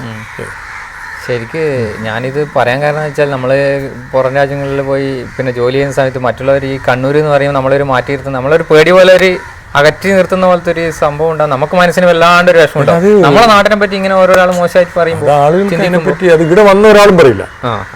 ഈ നാട്ടിൽ വന്നിട്ടുള്ള ഒരൊറ്റ ഒരാള് നമ്മളെ കണ്ണൂക്കാരെ പറ്റിയോ ഒന്നും കുറ്റം പറയില്ല, കാരണം പറയാൻ കഴിയില്ല അവർക്ക്. ഇത് എല്ലാ സ്ഥലത്തും ഉള്ളതല്ലേ ശരിക്കും. ഇതിപ്പോ കേരളത്തിന്റെ പല ഭാഗത്തുള്ള സർക്കാർ ജോലിക്കാരനാണ് ഒരു കാലത്ത് നമ്മളെ നാട്ടിലെ സർക്കാർ ജോലിക്കാരൻ ഈ ഓഫീസിലെല്ലാം. കാരണം ഇവിടെയുള്ള PSC പരീക്ഷ ഒന്നും എഴുതൂലല്ലോ പണ്ട്, അവരൊന്നും ഇവിടുന്ന് പോയിട്ടില്ല. നമ്മളെ ഹൈസ്കൂളിലൊക്കെ പഠിപ്പിക്കുന്ന അധ്യാപകരെല്ലാം കൊല്ലത്തും തിരുവനന്തപുരത്തിലുള്ള ആളായിരുന്നു പലരുടെ സ്കൂളിൽ. പക്ഷെ അവരാരും ഇവിടെ നാട് വിട്ട് പോയിട്ടില്ല, എല്ലാവരും ഇവിടെ തന്നെ സെറ്റിൽ ചെയ്ത് ചെയ്യും. അപ്പൊ അതാണ് അവർ ഇവിടുത്തെ മഹാത്മ്യം കണ്ടിട്ടല്ലേ ഇവിടെ നിൽക്കുന്നത്.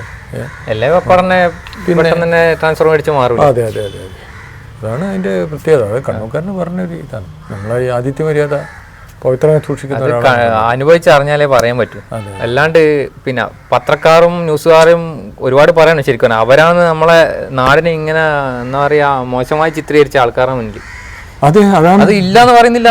രാഷ്ട്രീയ കൊലപാതകവും പലതും എല്ലാ ജില്ലകളിലും നടക്കുന്നുണ്ട്. അതുപോലെ തന്നെ വീഡിയോ ഉണ്ട്. നമ്മുടെ ശരിയായ ഒരു ശൈലി സ്വഭാവത്തിനെ പറ്റിയിട്ട് പ്രൊജക്ട് ലോകം മുഴുവൻ അറിയിച്ചിട്ടില്ല ഇവിടുത്തെ മാധ്യമം. അതിനെ അറിയണം ശരി, അത് നമ്മൾ അറിയിക്കണം. കണ്ടറിഞ്ഞ് നേരിട്ട് അനുഭവിക്കുന്നതിന്റെ ആ ഒരു സുഖം നമ്മൾ പറയുമ്പോൾ കിട്ടൂല. നമ്മൾ പറയുമ്പോൾ നമ്മളെ നാടിനെ പറ്റി പൊക്കി പറയുന്നേ ആരും വിചാരിക്കും കേൾക്കുമ്പോൾ. അത് അനുഭവിച്ചറിയണം പലയാളും. അതെ. അപ്പോൾ രവിയേട്ടാ, നമ്മൾ കോണ്ടാക്ട് ചെയ്തപ്പോൾ ഇങ്ങനൊരു ഇൻ്റർവ്യൂ ചെയ്യാൻ വേണ്ടിയിട്ട് അവസരം ഒരുക്കി തന്നതിന് ഒരുപാട് നന്ദി ഹൃദയത്തിൻ്റെ ഭാഷയിൽ അറിയിക്കുമെന്ന്. പിന്നെ നിങ്ങൾക്ക് ഇനിയും ഒരുപാട് കാലം ഒരുപാട് യുവാക്കളെയും യുവതികളെയും കല്യാണം നടത്താൻ വേണ്ടിയിട്ട് ദൈവം ദീർഘായുസ്സും ആരോഗ്യം തരട്ടെ എന്ന് ആത്മാർത്ഥമായിട്ട് ആശംസിക്കുന്നു, പ്രാർത്ഥിക്കുന്നു. പിന്നെ നമുക്ക് പറയാനുള്ളത് വെച്ചാൽ ഈ ഒരു അവസരം നിങ്ങളെല്ലാം എന്താ പറയുക ശരിക്കും യൂട്ടിലൈസ് ചെയ്യണം കേട്ടോ. കാരണം ലോകത്തിൻ്റെ ഏത് ഭാഗത്തു നിന്നും നമുക്ക് ഒരു വിരൽത്തുമ്പിൽ നമ്മളെ വിവരങ്ങൾ, പുരുഷൻ്റെ ആയിക്കോട്ടെ സ്ത്രീൻ്റെ ആയിക്കോട്ടെ, കല്യാണത്തിന് വേണ്ട വിവരങ്ങൾ എത്തിക്കാൻ വേണ്ടിയിട്ട് ഇവരൊക്കെ അഹോരാത്രം പ്രയത്നിക്കുന്നുണ്ട്. അപ്പോൾ നമ്മളത് ഉപയോഗിച്ച് ഫ്രീ ആയിട്ട് തന്നെ കല്യാണം നടന്നു പോകണമെന്നാണ് ഞാൻ പറയുക. കാരണം ഈ ബ്രോക്കർമാരൊക്കെ വേക്ക് പോയിട്ട് ഒരുപാട് പൈസ നഷ്ടപ്പെട്ട ഒരാളാണ് ഞാൻ. അപ്പോൾ ഇദ്ദേഹത്തിൻ്റെ സേവനം നിങ്ങളൊക്കെ പിന്നെ ഉപകാരപ്പെടുത്താൻ ശ്രമിക്കണം. ഇദ്ദേഹത്തിൻ്റെ നമ്പർ ഞാൻ അതിൽ മെൻഷൻ ചെയ്യും, അതിൽ കോൺടാക്റ്റ് ചെയ്ത് പ്രത്യേകം ശ്രദ്ധിക്കണം. ആരും 6 മണിക്ക്, അതായത് പകൽ സമയത്ത് വിളിക്കാൻ പാടില്ല. ഇവരൊരു ജോലി ചെയ്യുന്ന ആളാണ്, ഒരു പിന്നെ ബിസിനസ്മാനാണ്. അപ്പോൾ ആ സമയത്ത് വിളിക്കണമെന്നില്ല, ഒരു മെസ്സേജിലൂടെ കാര്യങ്ങൾ കൺവേ ചെയ്യാൻ പറ്റും. അപ്പോൾ ഒരുപാട് നന്ദി അറിയിക്കുന്നു. നമസ്കാരം. ഇതൊക്കെ ആൾക്കാർ അറിയണം എന്നുള്ള ഒരു ഉദ്ദേശത്തോടു കൂടിയാണ് ഇത്രയും എഫേർട്ട് ഇട്ട് ചെയ്യുമ്പോൾ അതെല്ലാം ആൾക്കാരെ നിങ്ങളെല്ലാം അറിയിക്കണം എന്നുള്ള ഒറ്റ കാരണം കൊണ്ടാണ് ഞാൻ ഈ വീഡിയോ എടുക്കാൻ കാരണം. അപ്പോൾ രവിയേട്ടൻ എന്ന് പറയാനുണ്ട് എന്തെങ്കിലും? ഓക്കെ, ഒരു കാര്യമായിട്ടൊന്നുമില്ല. ആളുകൾ സഹകരിച്ച് നിന്നാൽ എല്ലാവർക്കും ഫ്രീ ആയിട്ട് കല്യാണം കഴിക്കാൻ പറ്റും. വളരെ ലോകത്തിൻ്റെ പല ഭാഗത്തുള്ള ആളുകൾ ഗ്രൂപ്പിലുണ്ട്. ഞാൻ പക്ഷേ ആരോടും ഗ്രൂപ്പിൽ ചേരാൻ വേണ്ടി ആരോടും റെക്കമെൻഡ് ചെയ്യാറില്ല. കാരണം ഇങ്ങോട്ട് വന്ന ആൾക്കാരെ മുഴുവൻ മാന്യമായിട്ട് എന്നോട് പെരുമാറുന്ന ആൾക്കാരെ മുഴുവൻ ഗ്രൂപ്പിന് ലിങ്ക് കൊടുക്കും, ഗ്രൂപ്പിലേക്ക് കയറ്റും. നിങ്ങൾ ബ്രോക്കറല്ലേ എന്ന് ചോദിക്കുന്ന ആളെ ഒരു കാരണവശാലും ഗ്രൂപ്പിലേക്ക് പ്രവേശിപ്പിക്കില്ല, കൊടുക്കാറില്ല. അവർക്ക് ആ നമ്പർ തന്നെ ബ്ലോക്ക് ആക്കും. ചില ആൾ ചോദിക്കും കുറേ പെൺകുട്ടികളുടെ അഡ്രസ്സ് ഇങ്ങോട്ട് തന്നെയാണ്. ഞാൻ അതിൻ്റെ ആളല്ല എന്ന് പറഞ്ഞ് ഒഴിവാക്കലേ ഉള്ളൂ. കാരണം അത് ചില ആൾ പറഞ്ഞു കൊടുക്കുന്നതിൻ്റെ തകരാറ് കൊണ്ടാണ്. അതുകൊണ്ട് നിങ്ങൾ ഇതിലുള്ള ആൾ വ്യക്തമായിട്ട് മനസ്സിലാക്കി പറയാം. നിങ്ങൾ വാട്സപ്പിൽ മെസ്സേജ് അയച്ചു കൊടുക്കുക, ഗ്രൂപ്പിൽ ചേരണം, ഏത് ജില്ലയാണോ, ഏത് കാസ്റ്റാണോ, ഏത് സംസ്ഥാനമാണോ എന്ന് പറഞ്ഞുകൊണ്ട് ഒരു മെസ്സേജ് അയക്കാം. നിങ്ങൾക്കതിൻ്റെ മറുപടി കിട്ടും. നമ്മളെ സ്ക്രിപ്റ്റുകളൊക്കെ തരും. അതൊക്കെ വായിച്ച് നോക്കി മനസ്സിലാക്കിയിട്ട് വേണം നമ്മളെ ഗ്രൂപ്പിൽ ചേരാൻ. അപ്പോൾ നിങ്ങൾ നമ്മളെ ഒരാളായിട്ട് മാറും. നമ്മളായിട്ട് സഹകരിച്ചുകൊണ്ട് നിങ്ങൾക്ക് മുമ്പോട്ട് പോകാം വിവാഹം കഴിയുന്നതിന്. നിങ്ങളുടെ പരിസരത്തൊക്കെ വിവാഹപ്രായം കഴിഞ്ഞ് ആൺകുട്ടികളോ പെൺകുട്ടികളോ ഉണ്ടെങ്കിൽ അവർ രക്ഷിതാക്കളോടൊക്കെ പറയാം, ഇങ്ങനെ ഒരു ഗ്രൂപ്പുണ്ട് ഫ്രീ ആയിട്ട്, അതിലേക്ക് മെസ്സേജ് അയക്കൂ. നിങ്ങൾ മോളുടെ ഇപ്പം വിദ്യാഭ്യാസം കുറഞ്ഞ കുട്ടികളത് ഒരാഴ്ച കൊണ്ട് കല്യാണം ശരിയാവും. ഇപ്പോൾ കഴിഞ്ഞ പ്രാവശ്യം നമ്മുടെ ഗ്രൂപ്പിൽ ഒരു കുട്ടീൻ്റെ ഇട്ടിരുന്നു. ആ കുട്ടീൻ്റെ ഇടുമ്പം തന്നെ ഞാൻ രക്ഷിതാവോട് പറഞ്ഞിന്, ഒരാഴ്ച കൊണ്ട് കല്യാണം ശരിയായിട്ടില്ലെങ്കിൽ നിങ്ങൾക്ക് വളരെ ബുദ്ധിമുട്ട് വരുന്നു. അപ്പോൾ അവർ വെച്ച് എന്താണ്, ഞാൻ പറഞ്ഞു കുറേ ആൾ വിളിച്ചിട്ട് കുറേ ആൾ അയക്കുമെന്ന് ചോദിക്കും. അപ്പോൾ നിങ്ങൾക്കൊന്നും തിരിയുണ്ടാവും. അതേ അനുഭവം ഉണ്ടായി. അവസാനം ഒരാഴ്ച കൊണ്ട് തന്നെ ആദ്യമേ കണ്ട് റെഡിയാക്കിയതുകൊണ്ട് ഞാനിത് പറഞ്ഞുകൊണ്ട് അത് റെഡിയായിട്ടുണ്ട്. ഒരാഴ്ച അപ്പോൾ അതുകൊണ്ട് വിദ്യാഭ്യാസം പറഞ്ഞ കുട്ടികളൊക്കെ ഉണ്ടെങ്കിൽ 1 വീക്ക് കല്യാണം റെഡിയാവും, അത്രക്കാരാളുണ്ട്. പിന്നെ ഒരു സാമ്പത്തികമില്ലാത്ത കുട്ടികളെയും കല്യാണം കഴിക്കാൻ തയ്യാറുള്ള ധാരാളം ആളുകൾ ഗ്രൂപ്പിലുണ്ട്. എൻ്റെ അടുത്ത് പേഴ്സണലായി എൻ്റെ നമ്പറിലേക്ക് മെസ്സേജ് ചെയ്താൽ മതി, അതിനുള്ള എല്ലാ സാഹചര്യവും നമ്മൾ സൃഷ്ടിച്ചു. അപ്പോൾ ചങ്ങായിമാരെ, നമ്മൾ ഇന്നത്തെ വീഡിയോ ഇവിടെ അവസാനിക്കുകയാണ്. വീണ്ടും അടുത്തൊരു ചെറിയ വീഡിയോ ആയിട്ട് വരാം. എല്ലാവർക്കും ബായ്. നിങ്ങളുടെ സ്വന്തം നിജി. ഓക്കെ. ഓക്കെ.